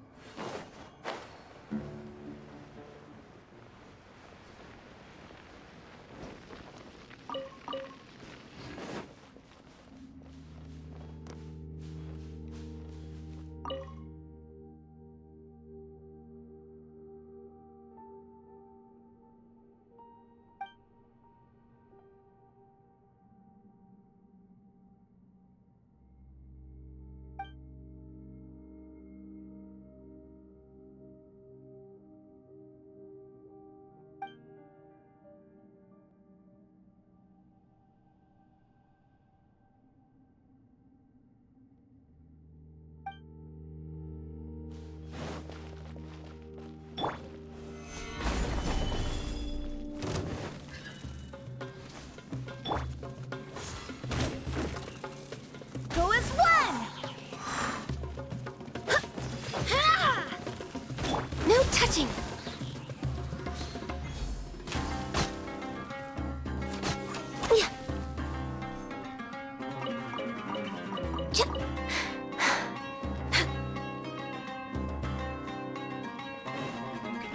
Access denied. Solidify!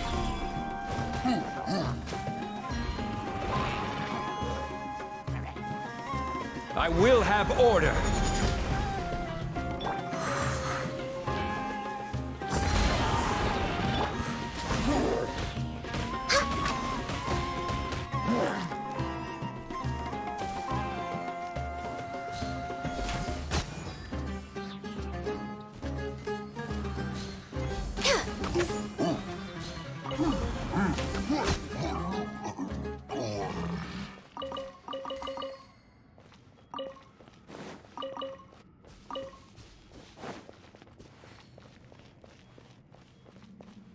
Born of ice and frost.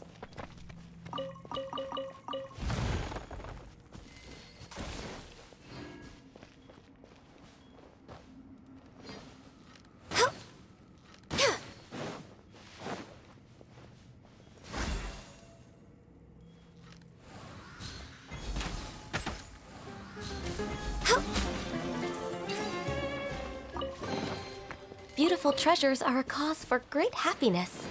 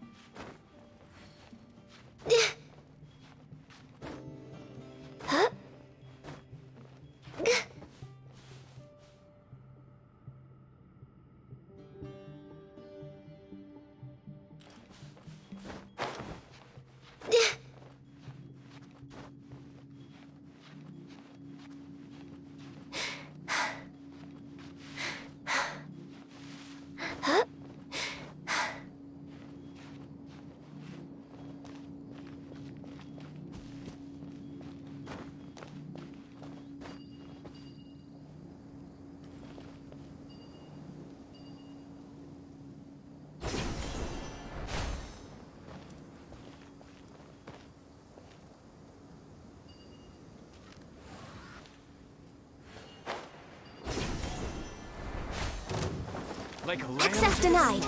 Next on the... Gather! I swear by my sword! Where do you think you're going?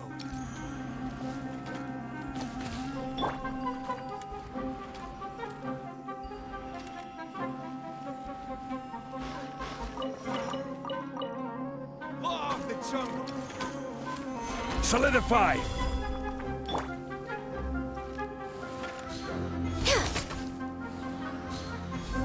Where do you think you're going?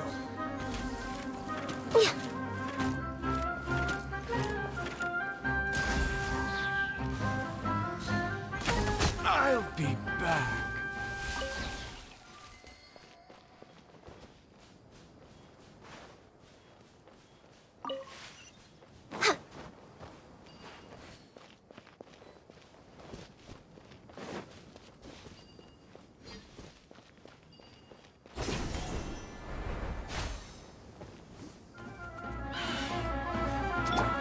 This is order. Stabilize. Born of ice and frost.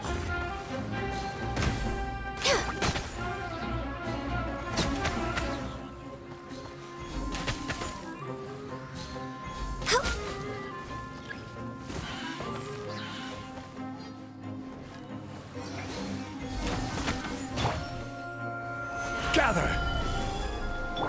A process of elimination. No touching.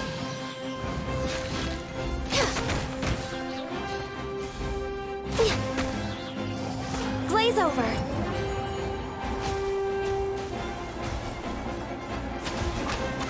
Access denied.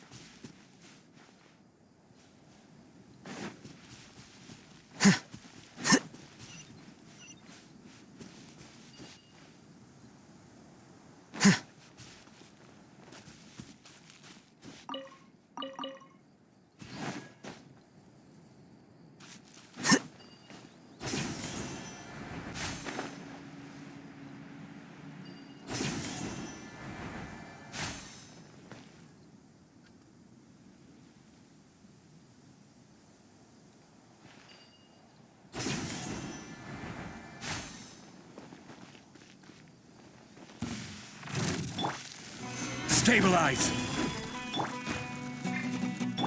No touching.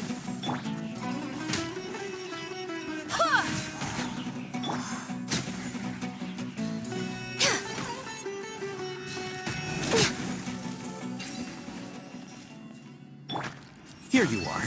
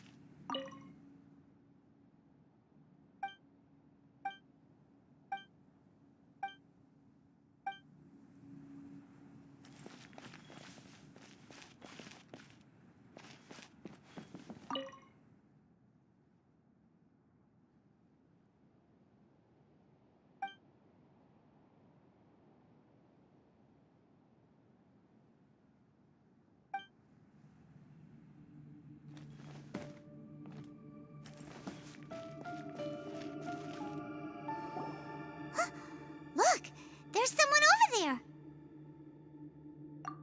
Good idea. Let's approach him slowly without alarming him.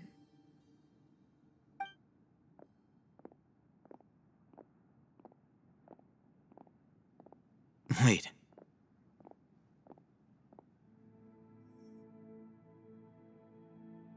You're... He can't speak, and his eyes are unfocused. But he looks too young to be anyone's grandfather. Also, why is he the only one here? Didn't expect to see him here.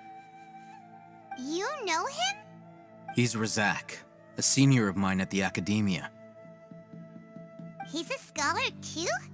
Is he the kind that holes up in a forest and mumbles stuff about training? No.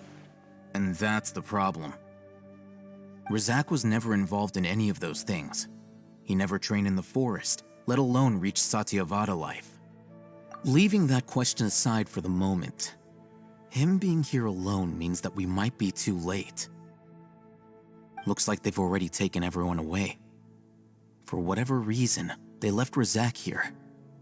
Perhaps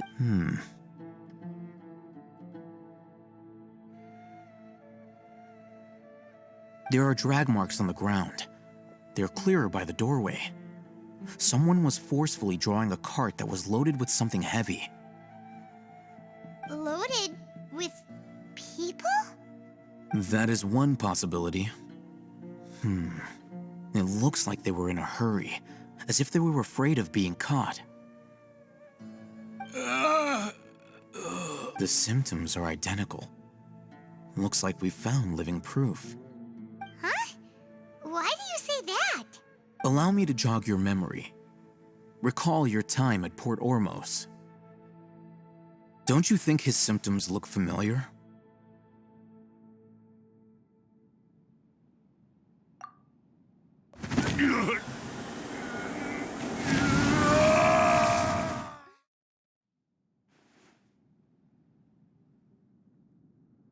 Oh, now that you mention it, they're acting the same way.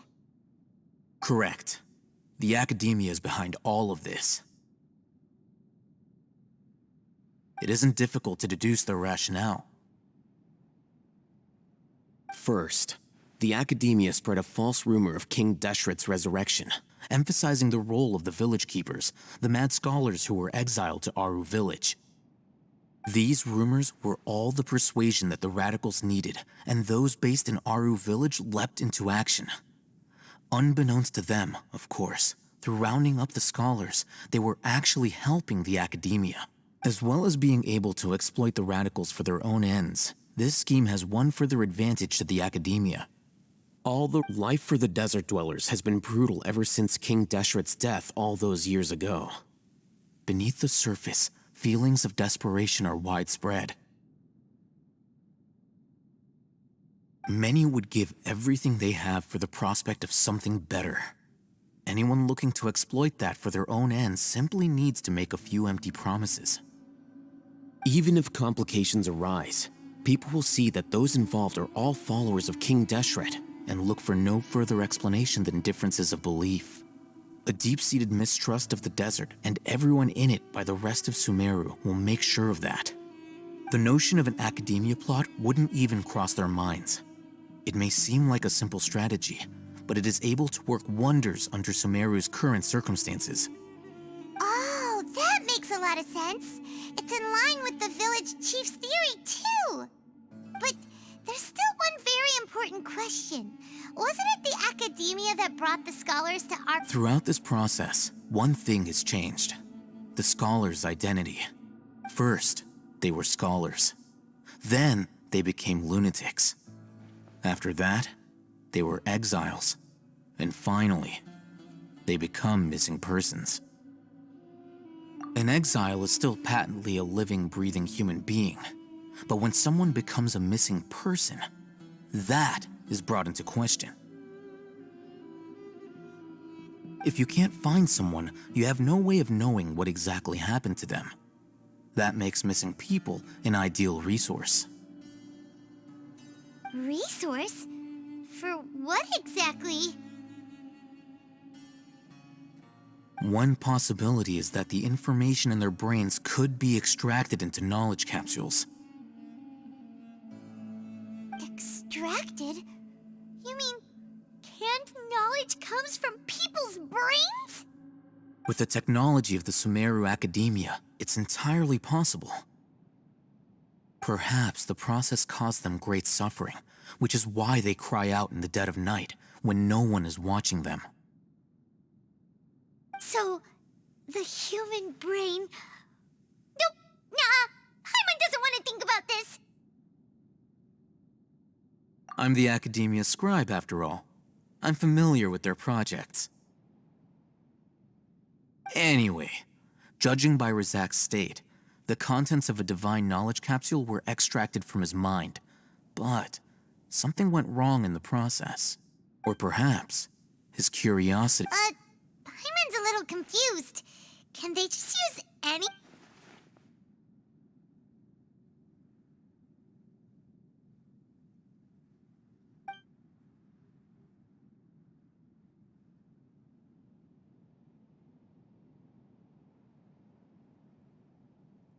The look on your face tells me you've realized the answer. That's right. To some scholars, gaining knowledge about the gods is their entire life's pursuit. Extracting canned knowledge is just one of the extreme measures they turn to. However, I can't help but wonder, what do they seek to gain from divine knowledge? The Academia is going out of their way to look for forbidden knowledge. But what is their ultimate goal? I've spent quite some time trying to analyze the contents of the divine knowledge capsule, but to no avail. It seems like my way of thinking is too different from theirs. You mean you're not even slightly interested in getting your hands on this forbidden stuff? All scholars seek to expand the horizons of knowledge, but I'm not particularly interested in gods, so I don't share their degree of zealotry. Extracting information from people as if they were lifeless objects? If this is the direction of academic progress, then the Academia may as well shut its doors. Sounds like you're really against all this. Of course. The Academia's actions run contrary to their rules. Whether it be academics or knowledge, everything has its boundaries. If those lines are crossed, the rules and order that govern everything in the world will be destroyed. This matter needs to be corrected, just like fixing a typo in a book. Wait, didn't you step in to help because you felt sympathy for those poor people? Not to be callous, but no. My criteria are a little more restrictive than that. There is no shortage of suffering in Sumeru, and the same can be said for the rest of Teyvat as well. What do you plan to do about that? Save every last person? Probably not. Paimon's not sure. You can say that. Simply put, I don't blindly place my faith into strength or heroism. I do what I want. The divine knowledge capsule is something I want to investigate in full. That doesn't mean I'm willing to take action for the sake of a few strangers.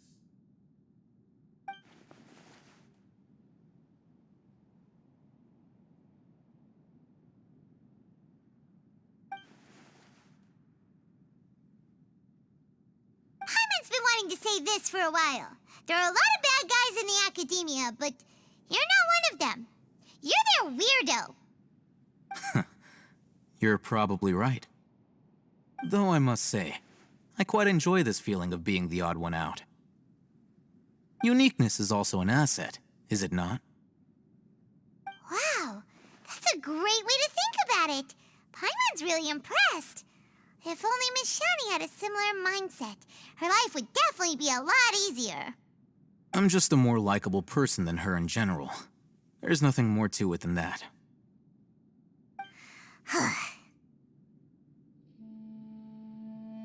He won't last long if we leave him here. Let's take him with us. We'll work out our next step after we return to Aru Village.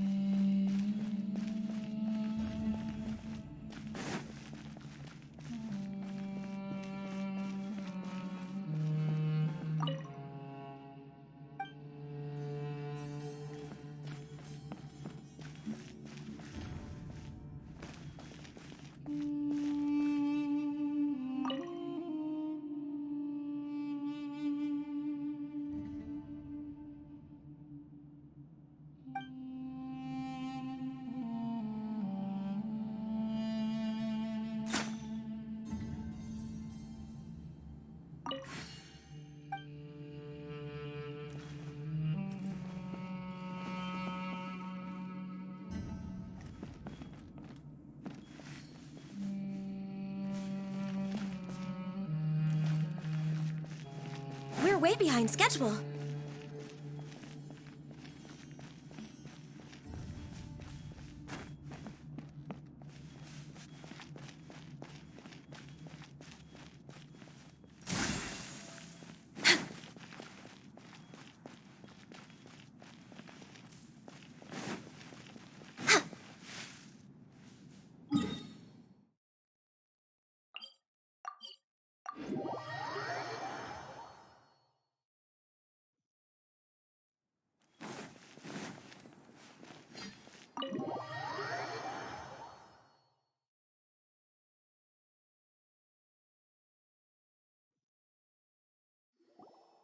We're back!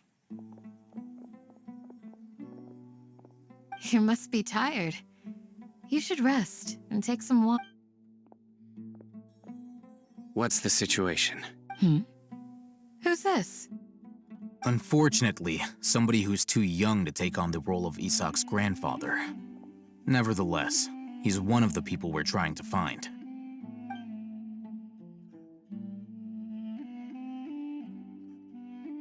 So, at one point in time, the abandoned Elazar Hospital served as the Academia's site for extracting divine cant knowledge.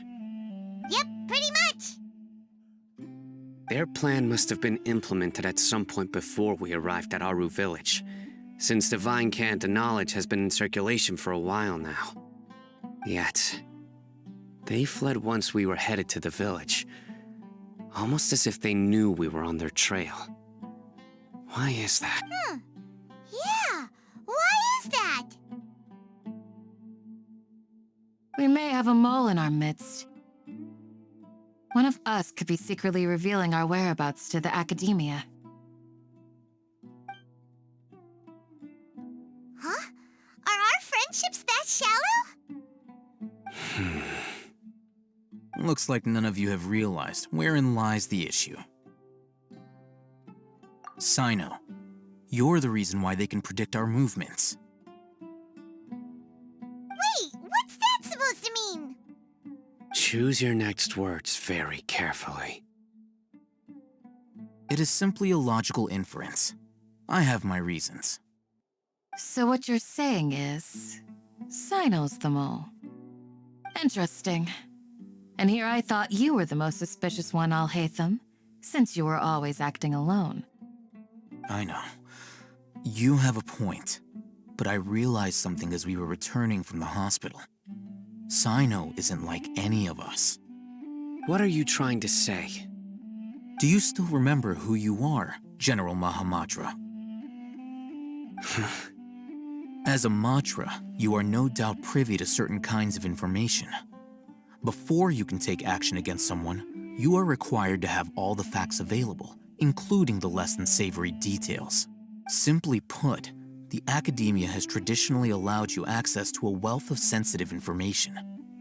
Knowing their modus operandi, wouldn't you expect them to take precautions against you?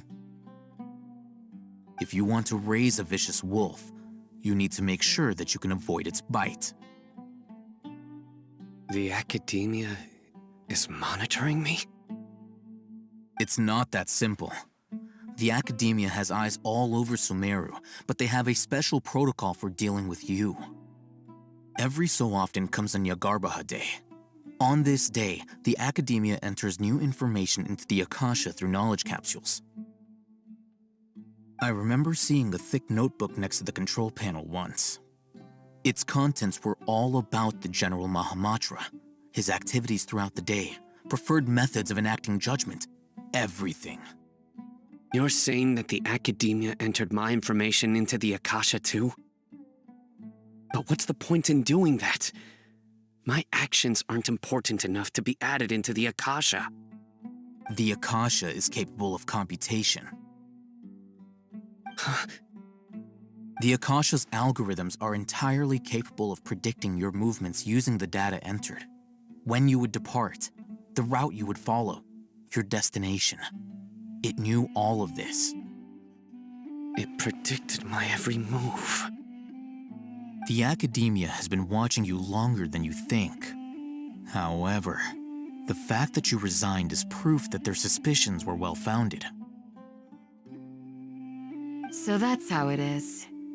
Sino adheres to his principles so strongly that he's actually a thorn in their side. Tenacity of will and steadfast faith are worthless to the academia. They need scholars who are easily pliable and mindlessly go after anything they can profit from. Sino, don't take it to heart. This just proves how much of a trustworthy ally you are. They escaped because of me. Don't blame yourself. It's not like any of us would have known. I have an idea. If they predicted my movements, then I might be able to guess where they went. Whoa, you bounced back fast. There is always an opportunity for safety after danger passes. Oh, so that's how it is! Paimon gets it now! If the academia is trying to avoid Sino, then the safest place would be...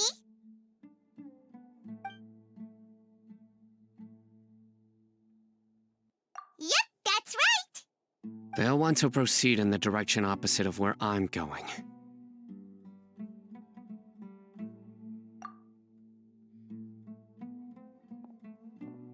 I must go. There's also something I want to investigate.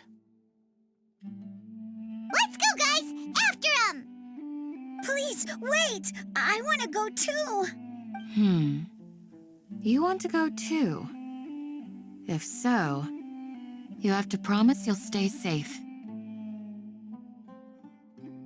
I want to find Grandpa. I promise I'll be careful and not cause any trouble. Everyone, I leave him in your hands.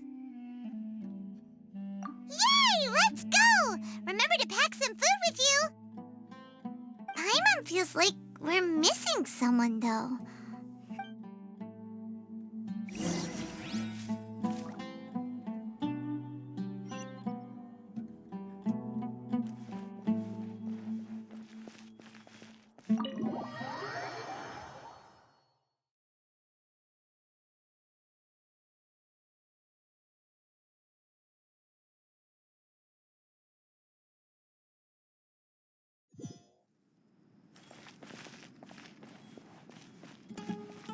Next on the agenda...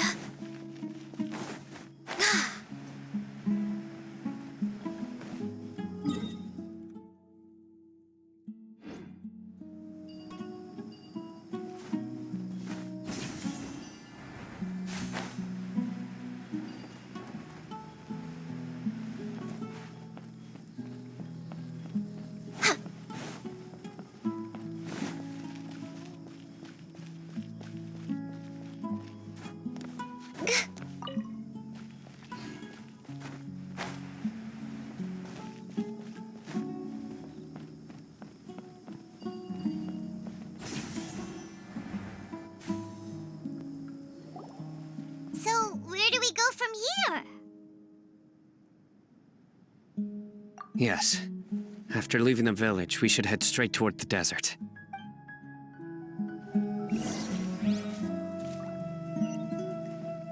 I know the desert like the back of my hand. Is that because you play here a lot? Yep. One time, Grandpa almost got lost in the desert, but I was the one who brought him back.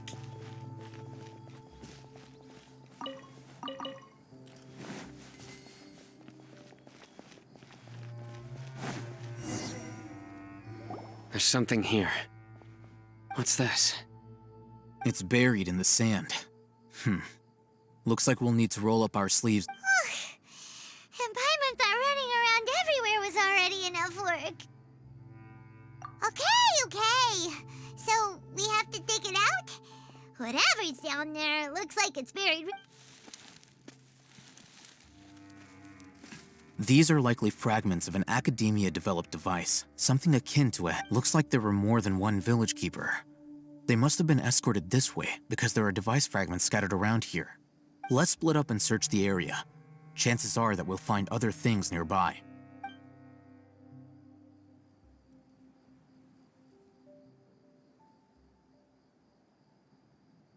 Is this what we're searching for? This is definitely a device used to extract divine knowledge. How did it end up buried in the sand? That can't have been part of the plan. They must have been attacked along the way. Wait, what? Grandpa, I hope you're okay. Don't worry, your grandpa's gonna be fine. Razak didn't display any signs of starvation or dehydration, which means that they left fairly recently. We should be able to catch up. One more thing. Given that the device had been entirely covered, I believe the attack must have happened prior to the sandstorm. Let's keep going. They can't have gone far.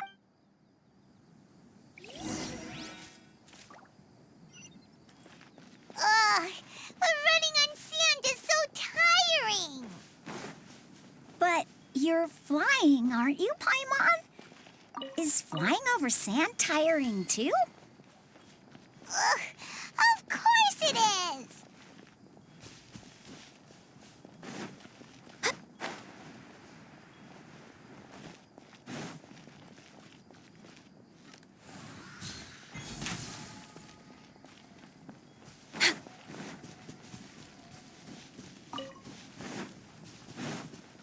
We're way behind schedule. Voices, over there. It sounds like an argument. Whoa, you have really good ears. Don't get any closer. They'll notice us. Dia's talking with the Eremites? Very interesting. Let's listen in. If you had informed me sooner, there'd be plenty of room for us to... You're one of us. We would never lie. Scholars. You don't know as much as I do. Need me... I knew it. That's our Dia. Dia? Why would you... Dia! Hey, what are you doing? Huh? Didn't you say you'd help me find Grandpa? What? Well, look who's here. Ain't that... This complicates things. You've betrayed Aru village? So, this is the great General Mahamatra. Dear, you'd be better off as my assistant than hanging around with this motley crew. Seen for yourself. I have the means and methods, and my ideals are far more... I'm not the type that's easily swayed, Raman. You of all people should know that. Wait, what's going on, Dia? Whose side are you on here? Shut it, Paimon. It doesn't matter. Whichever side you pick, nothing can deter us from the grand mission of resurrecting King Deshret. Once our Lord of Old returns to this land, we will have a new beginning. Face the facts, Raman. It's not gonna happen. You should understand that more than anyone. Have all your years as a merc taught you nothing about placing hopes in a ruler? I'm a desert dweller and a proud follower of King Deshret. Whether I live by the edge of the sword or in peaceful comfort, my soul will always carry this conviction. It's not too late yet. The village mad scholars aren't gonna bring King Deshret back to life. You don't understand, my dear lady. Pursuing our faith is our purpose in life. Even if the chance of success is 1 in a million, we must be willing to give everything we have. Even if it'll expose you to the academia? Even if they end up disbanding the Eremites? Your Eremites, which you've worked so hard for all these years? Yes. We've waited a long time for this day to come. The sun and the moon no longer shine here. All you see now is cracks in this desiccated land. But fate, with these scholars in our custody, will stomp the Academia's forces and fight our way beyond the wall of Samiel. Ridiculous. Think about it. The Academia controls the entirety of Sumeru. Your powers are negligible in comparison. If you still don't believe me, then try asking these two men. They're also against the Academia, but neither of them are as arrogant as you are. They look more like pawns of the Academia to me. Why would I listen to anything the people of Greater Lord Rukkhadevata have to say? Filthy traitors. Your god abandoned all honor and betrayed King Deshret. We desert dwellers will never trust the likes of you. It's impossible to communicate with someone so hostile. Perhaps we should. Do you really believe that by kidnapping the scholars, you'll be able to negotiate with the Academia? These people have no value as bargaining chips, but I could be persuaded to take their place as your next hostage. These scholars were exiled from the Academia. I, on the other hand, am their current scribe, and will be a much greater asset to you. Wait, you can't be serious.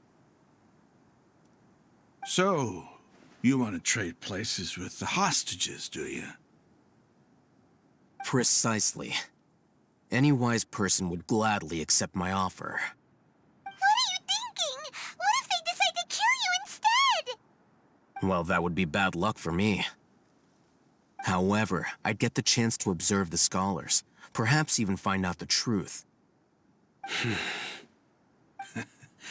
Think you can talk me over with that confident look of yours? I'm not trying to persuade you.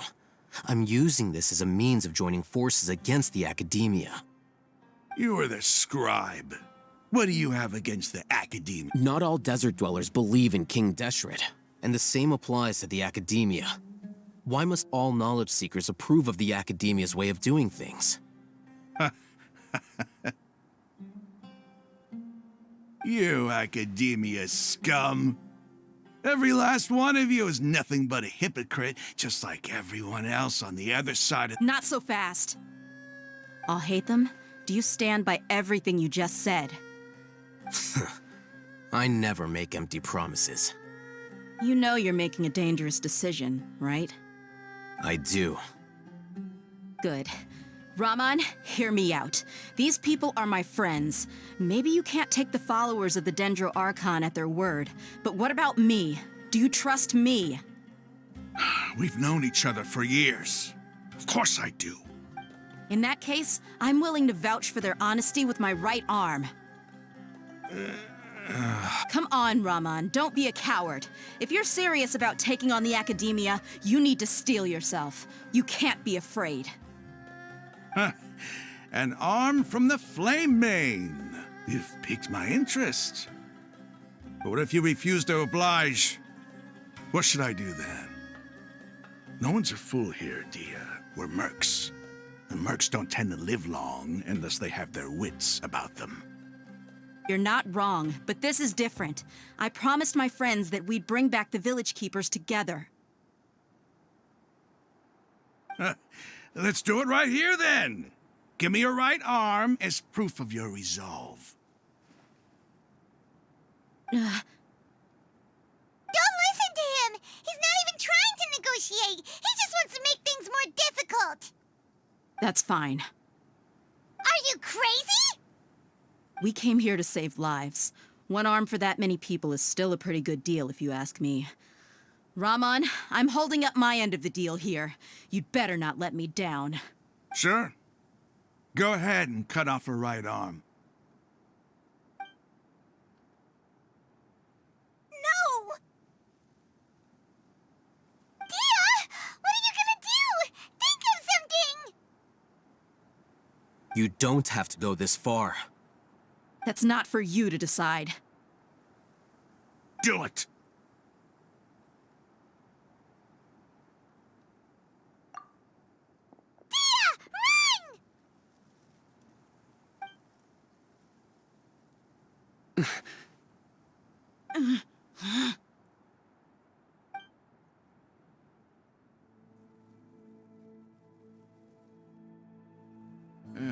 Stop! What's wrong? Can't do it? Flame Mane, you and I are both desert folk. Cutting off your arm is no different than cutting off my own fingers. Where's the sense in cutting my own kin to pieces? You've shown me that you're serious. Go on now, take your friends and leave. Meet me in the desert at noon tomorrow.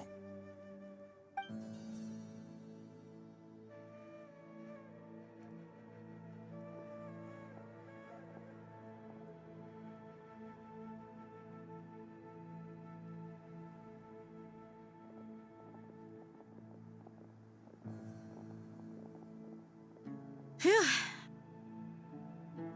I was really counting on him not going through with it. Dia! That was crazy! Have you all lost your minds? What if he'd actually cut your arm off? Then I'd just have to hold my claymore with my left arm.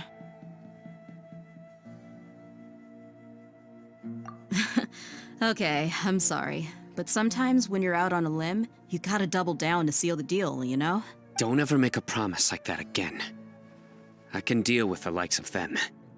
If it came down to it, you would not lose to them either. I don't doubt it, Sino. But this is about more than me and them. There's a lot more where they came from. Even if we got rid of one bunch of radicals, there are others out there. Wiping them out would do more harm than good. As you wish. I'm sorry, Dia. I should have stayed put and listened. I should have trusted you.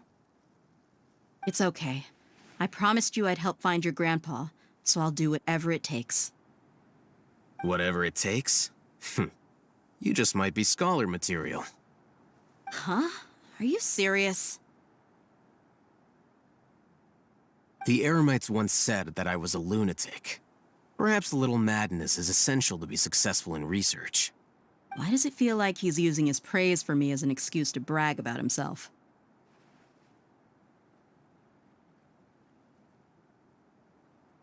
Okay, let's get moving. We should head back to the village and rest up. Today was just a trial run. Noon tomorrow.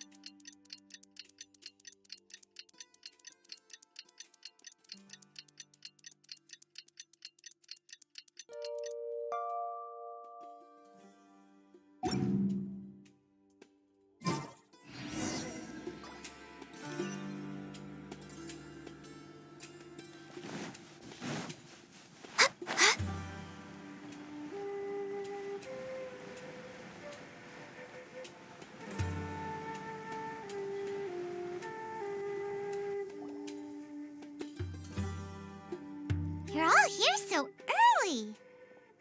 Looks like we have everyone here. Isak, are you sure you want to come with us? I'll watch from a safe distance.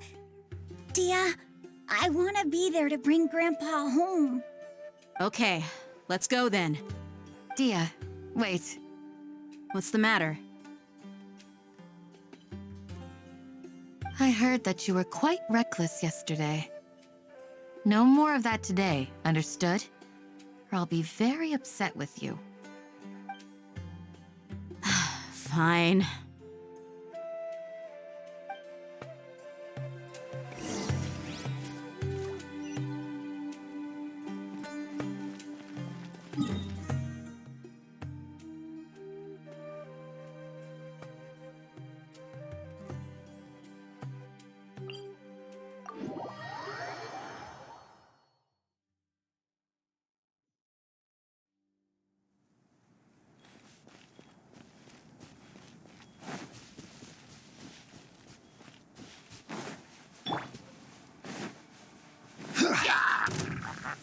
Gather!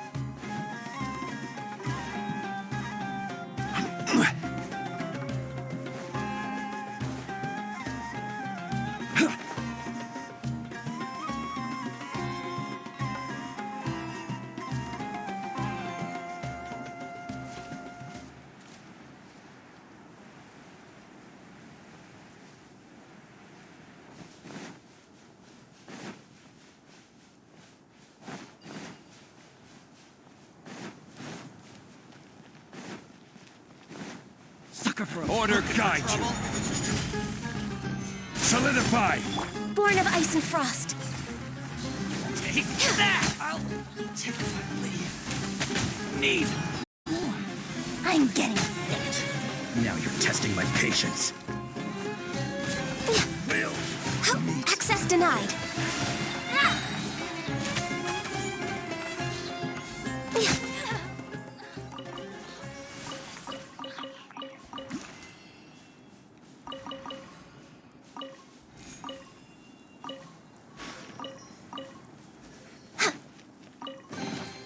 Beautiful treasures are a cause for great happiness.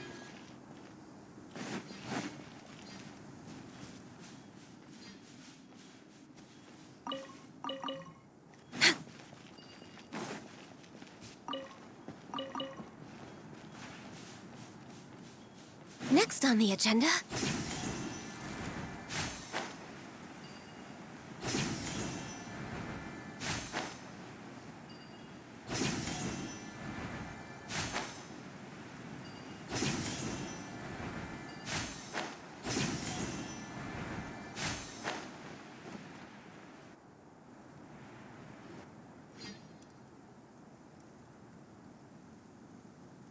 Huh. They got here before us. Uh-oh. Is it because Paimon overslept by 5 minutes and held everyone up?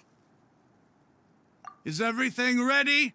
Absolutely. You brought fewer people than I imagined. Bring him over. Grandpa! Why is there only one of them? Rahman, I've always thought of you as a man of his word. What's this about? It's a one-for-one exchange. Sounds fair, don't you think? And let me put it this way. Agreeing to any kind of deal with the Dendro Archon's people is already a huge compromise on my part. Don't you think you've asked enough?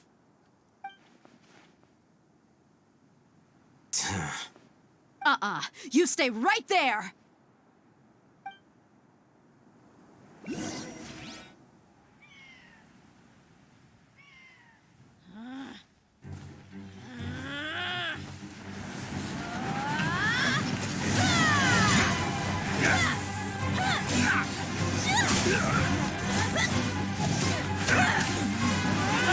Playmate! What do you think you're doing? Grandpa! Don't you see this blade here? You coward! Why are your hands shaking? Wait a second! It's a earthquake! Grandpa!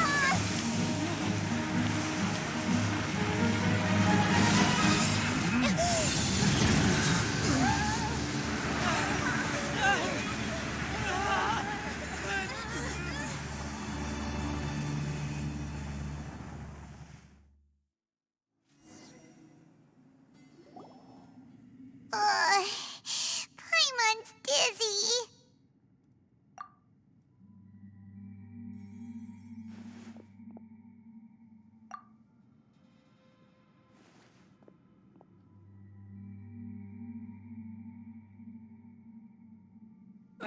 This day's going just great. What a nuisance.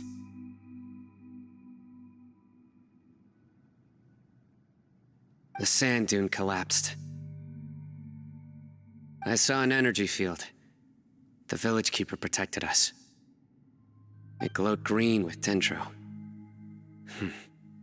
Just like you said, it may well have been the remains of Lesser Lord Kusanali's power inside the scholar's body. The dendro archon. Grandpa? Grandpa? Oh no, he's getting confused again. Hey, look around you.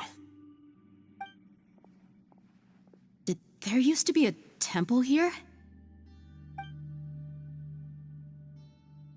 It seems that when the sand dune collapsed, it exposed these underground structures. The symbols on the gate belong to King Deshret's civilization. This structure must be ancient. Over time, the sandstorms completely buried it and left it in the state we see now.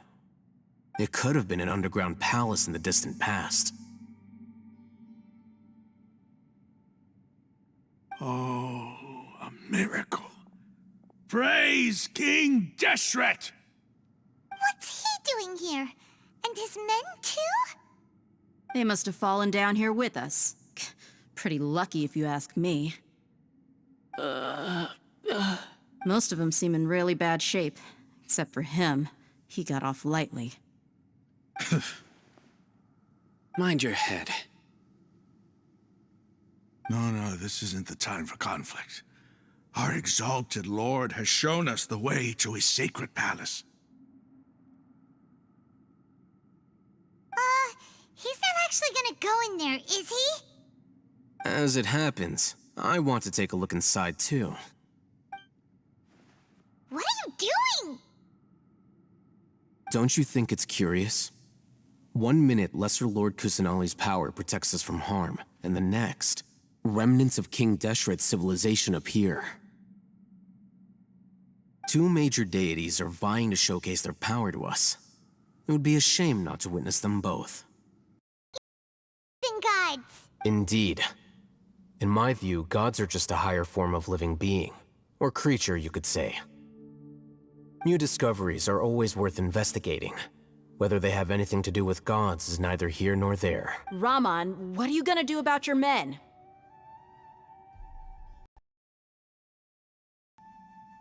I'll just let them lay here.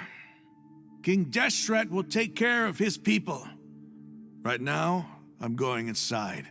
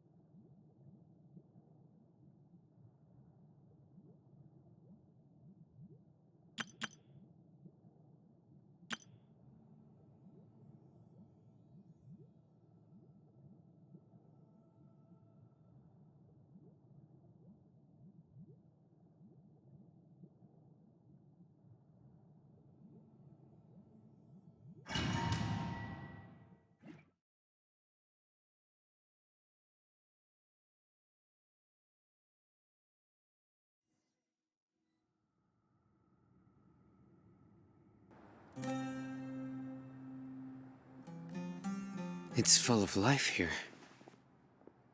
This defies comprehension.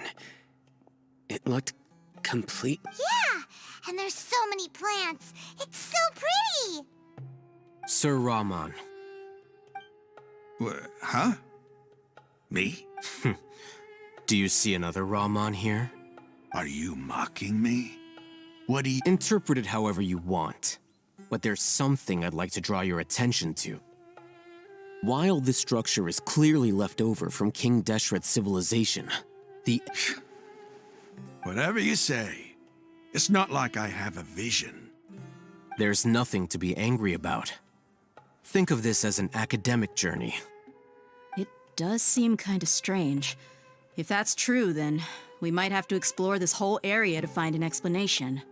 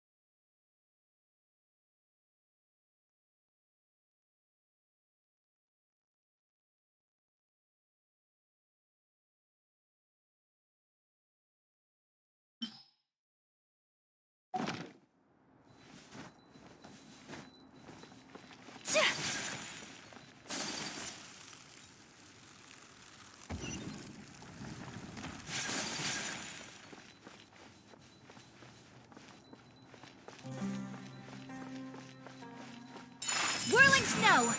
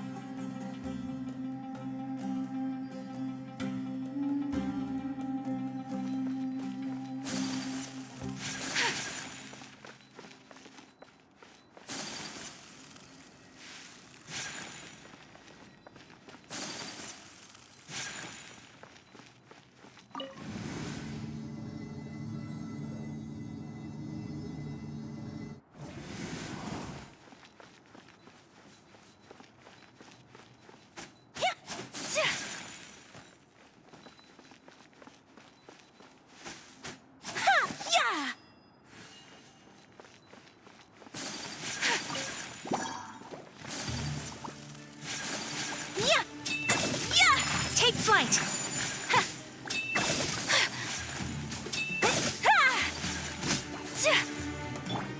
Huh? Teamwork is dreamwork!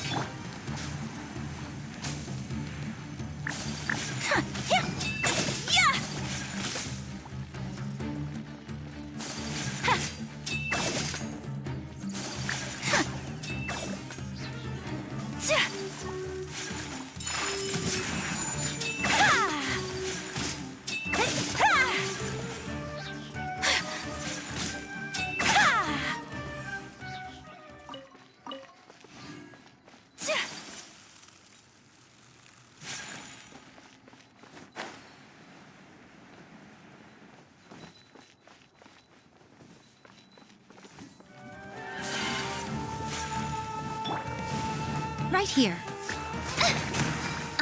Emerge. Right now. What a nuisance. Nothing lasts forever. Right here. Right now. Everybody stand back!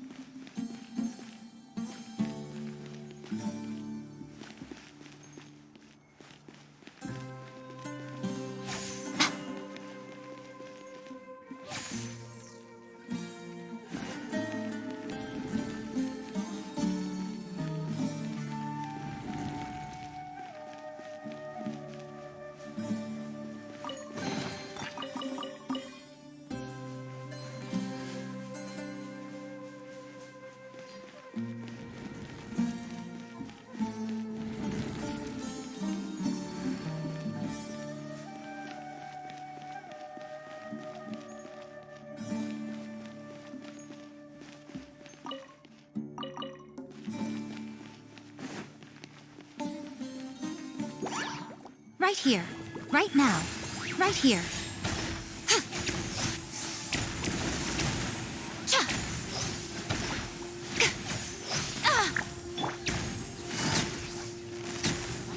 Busted. Quietly now.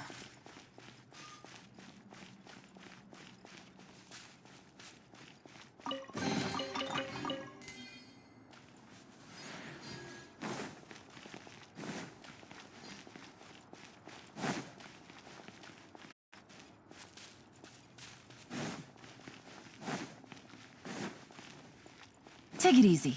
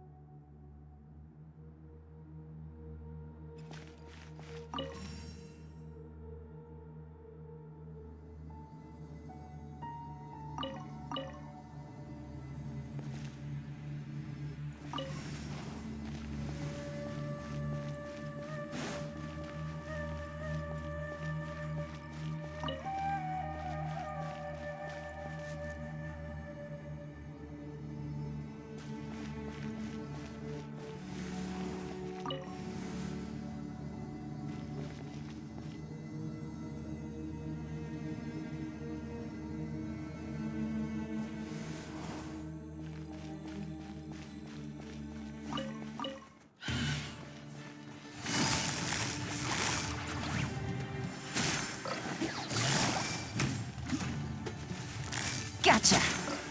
No. My apologies. Sakura swirl. Yeah. Unthinkable. Yeah. Ha! Teamwork is dreamwork!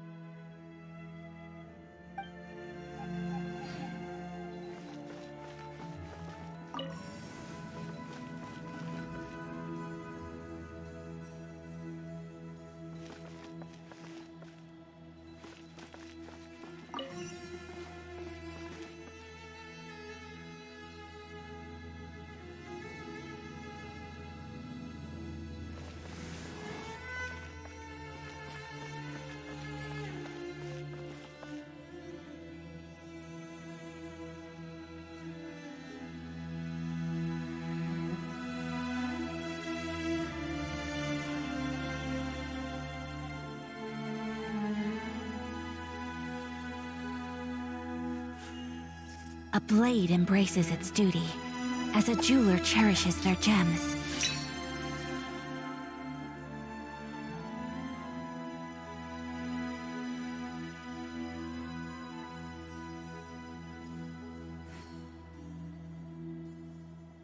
So this is a day in the life of the traveler. I'm learning more about you all the time.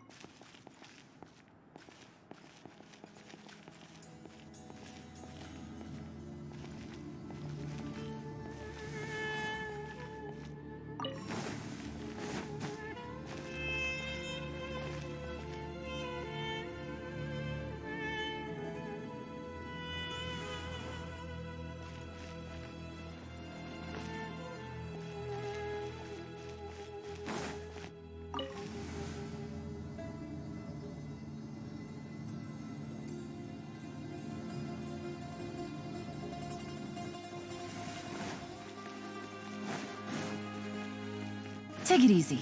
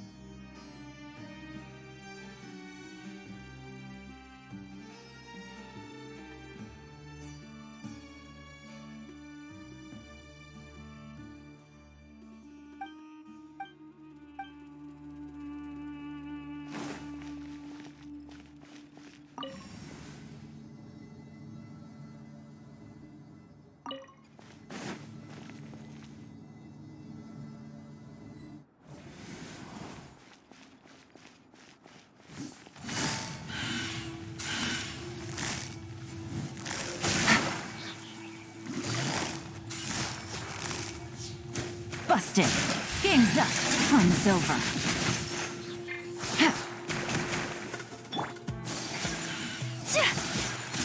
Unthinkable! Yeah! Whirling snow!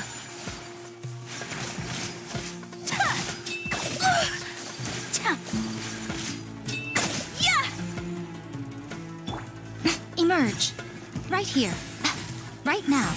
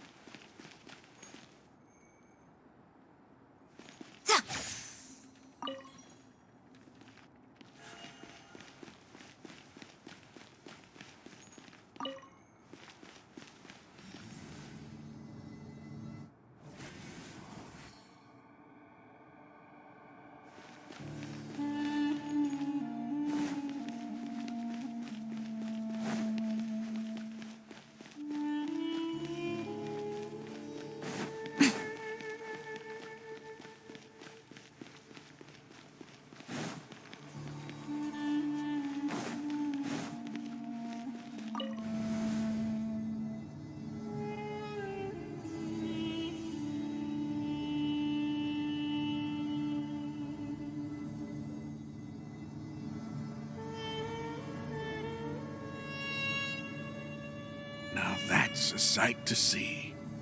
King Deshret's splendor surrounds us. There's so much vegetation here. It's different than what I expected. Sure are a lot of plants for a desert. That's what I call divine providence of King Deshret.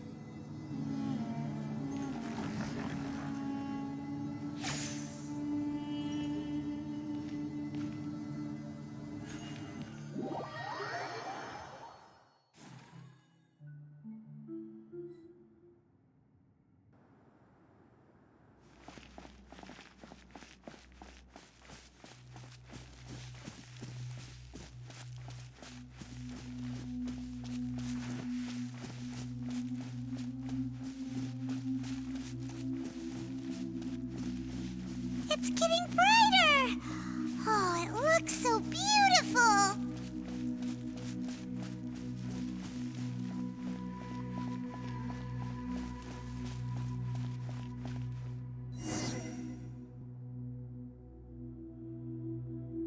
Wait. What's that?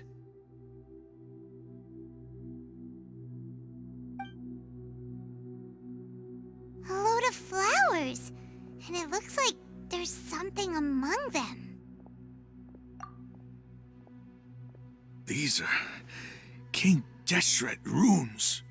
They left something behind.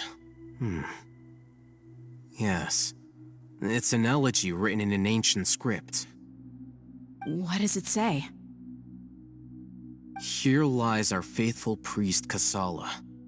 His wisdom is a miracle among the people, deserving of high praise and admiration.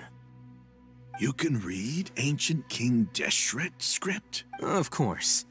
Every student needs to master at least 20 languages before they graduate.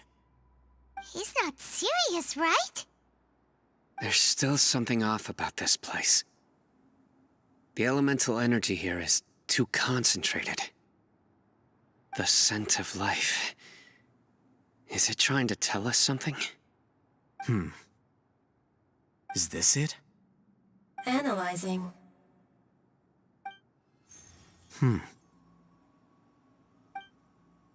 There seems to be a hidden message among these skeletal remains. Excellent.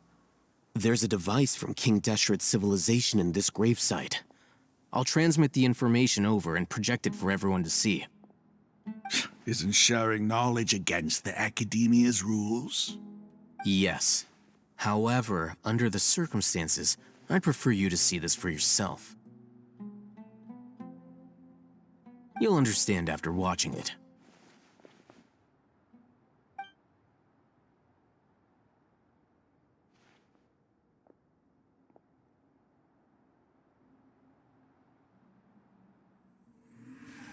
civilization is born of knowledge, but so too can knowledge be its demise.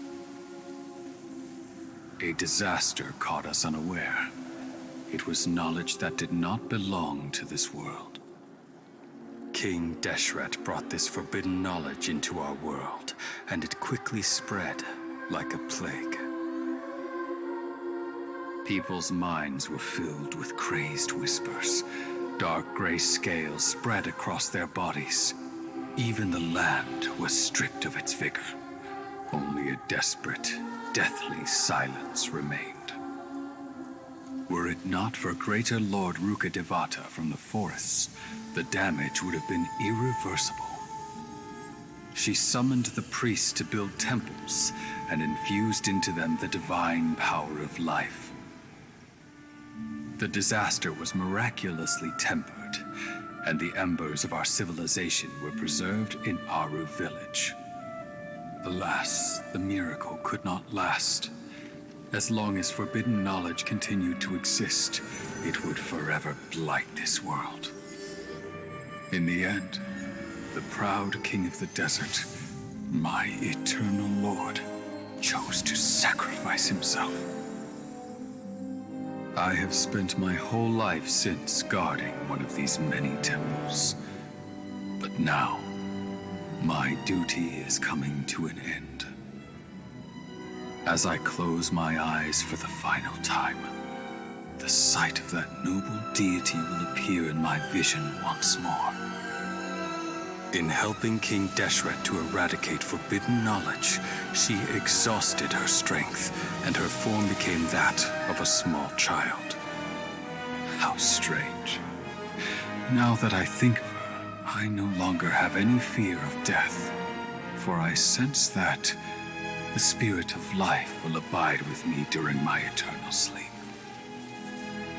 Children of the desert, cling no longer to past grievances, but hold tight to the memory of this act of benevolence.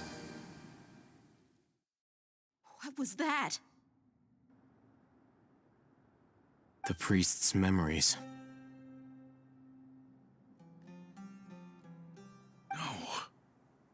No, impossible. Greater Lord Rukkhadevata. So the former Dendro Archon and King Deshret were never enemies at all. But this doesn't make any sense. The Dendro Archon's followers, they're clearly... Was that the former Dendro Archon? She became so tiny in the end.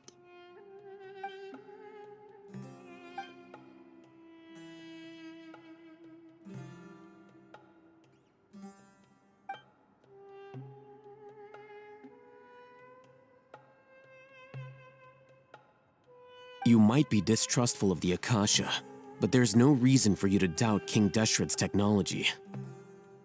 You've just witnessed his priest's last words. I've never heard about any of this before. The surviving followers of King Deshret all gathered in Aru village. Our god did not make mistakes. We refused to believe any of the rumors. King Deshret's death, the all but total annihilation of our civilization, it was all Greater Lord Rukkhadevata's doing. We saw her as nothing more than a traitor, who stabbed us in the back in our moment of crisis. Just like us humans, fighting, feuding, double-crossing each other to survive in the desert. You were blinded by your prejudice.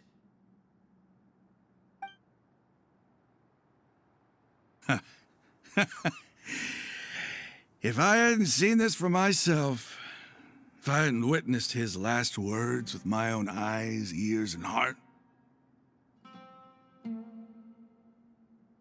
how could I ever begin to accept this? The truth is so far from what I've always known. Am I really supposed to believe that after all these years, all this time seeking revenge, Suddenly now my enemy is my savior? Rahman, that's enough. Give it a rest. You're starting to make a fool of yourself. Dia, tell me. My Eremites and I, what are we even fighting for?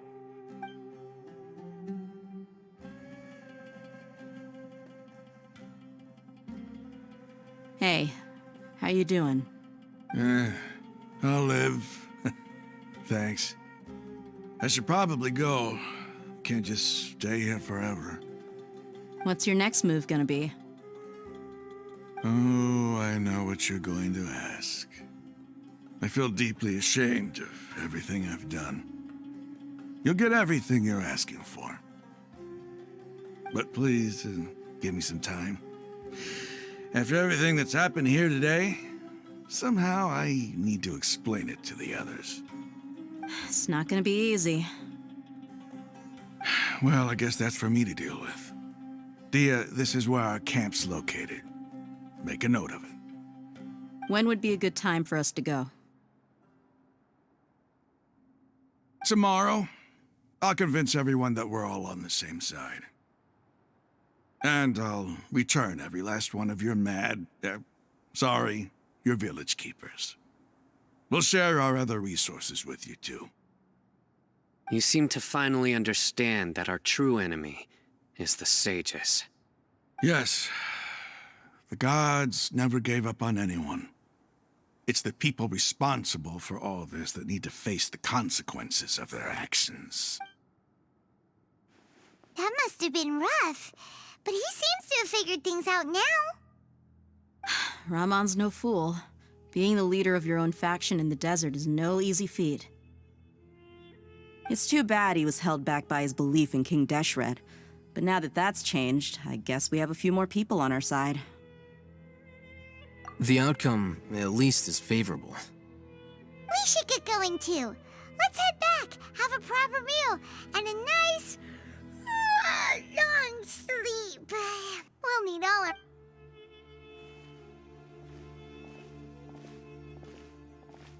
Sino, we're leaving! Stop yelling.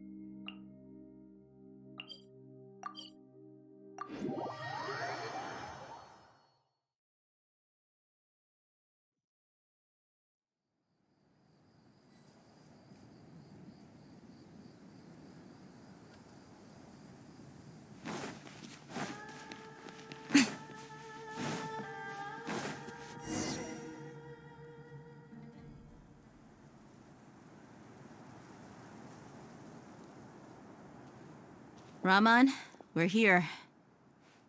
Everything's been arranged. Someone will bring the village keepers back to Aru village shortly. I guess all I can say now is, thanks for agreeing to help. Don't mention it. I think we can both agree you went to hell and back for it. But we share a common cause now.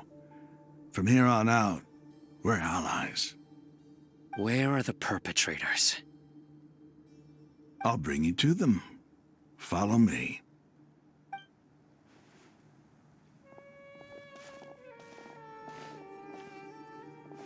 So these are the people who kidnapped the village keepers. Oh no, it's the scribe!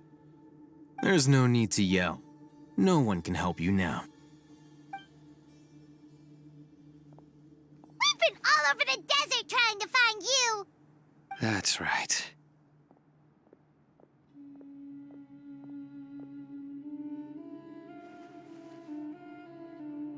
General Mahamatra? No, no! Make it quick, please! Whoa. The moment they set eyes on Sino, they turned pale like they've seen a ghost! You should have known that I would be coming for you. Wait, we were just following orders. You know what I'm talking about, right? There's no way we could have done all this by ourselves. No, not Sino. He's gonna tear us limb from limb. I could do worse. Please have mercy. Start talking. Otherwise, I'll have to resort to other methods. So, your superiors have kept you quite busy recently. Why? What are they trying to accomplish? They wanted to extract canned knowledge. Don't play dumb. You know what I'm really asking. They extract divine canned knowledge. Then what? I really don't know how to explain it. Well, you better start talking or you'll be sorry! You don't want to make things any more difficult for yourself, do ya? Be my guest.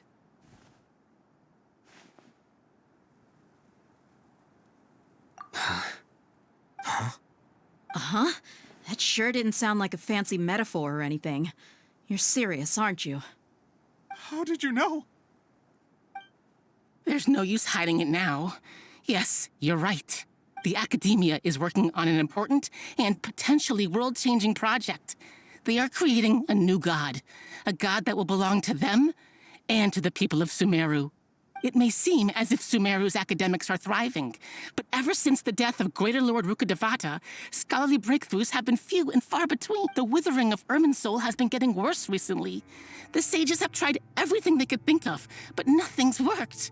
I'm always hearing them say things like, if only Greater Lord Rukkhadevata was still with us. Continue. And then, someone from the Fatui showed up. They called him the Doctor. He brought a gnosis and said he wanted to borrow the Academia's research facilities. The Doctor was previously expelled from the Academia. At first, the sages looked down at him in disdain. But when he said those words, everyone's expression changed. He asked them, "Do you wish to create a god?" This is what the arrogant ignorance at the extreme end of academia looks like. First, the Academia spent a long time constructing a divine... After that, they harvested dreams via the Sebzerus Festival Samsara, maximizing the Akasha's output. With the Doctor's help, and the Akasha now functioning at maximum efficiency, they were able to use it to extract the power from the Gnosis and convert it into a divine core. Next, they decided that their new god needed to possess divine wisdom. For that to happen, they needed a huge quantity of divine canned knowledge. It adds up. But how do you determine whether the knowledge extracted is of divine origin? Call it an educated guess? The Academia has been trying to figure out the exact source of the scholar's madness for centuries, but to no avail. Nobody can explain the cause of this phenomenon. Surely you can see what that... If it's knowledge no mortal can comprehend, then it must be something only gods are able to decipher. In other words, it's the source of the god of wisdom's omniscience and omnipotence.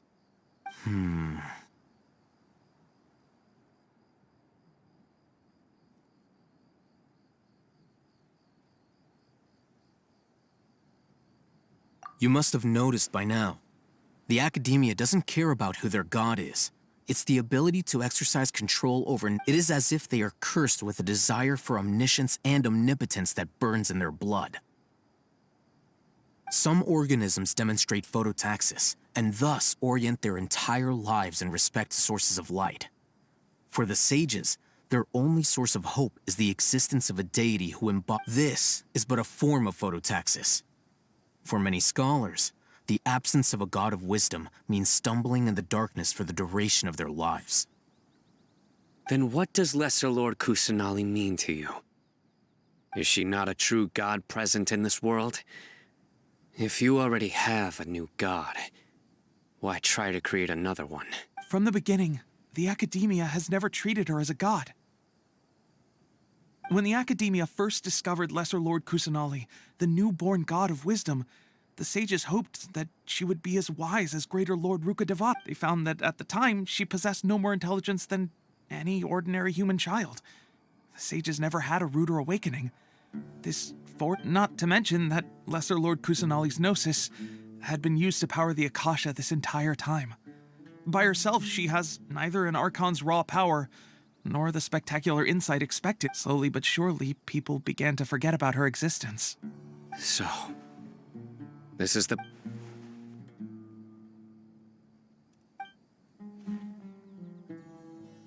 All right, let's try to keep our cool. If everyone's in a bad mood, then let's change up our scenery. Raman, give me a few men to help us escort the village keepers back to the village. And these two scholars, they're coming too. Sure, as you wish.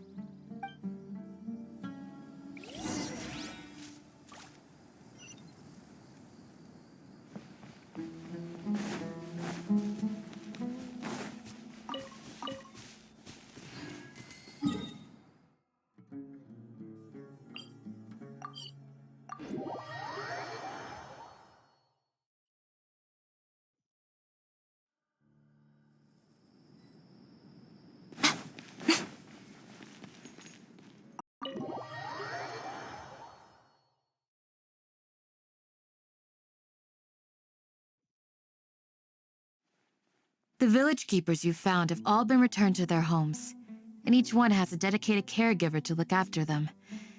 The two new scholars are being kept under close supervision, too. Really great work, everyone. The atmosphere is so heavy.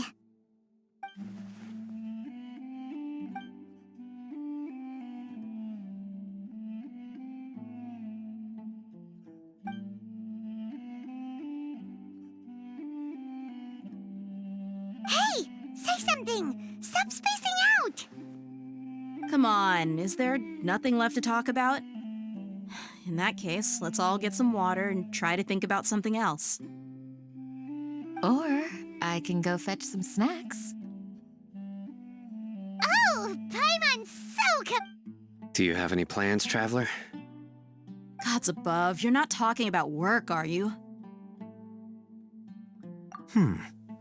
So you were still withholding some information?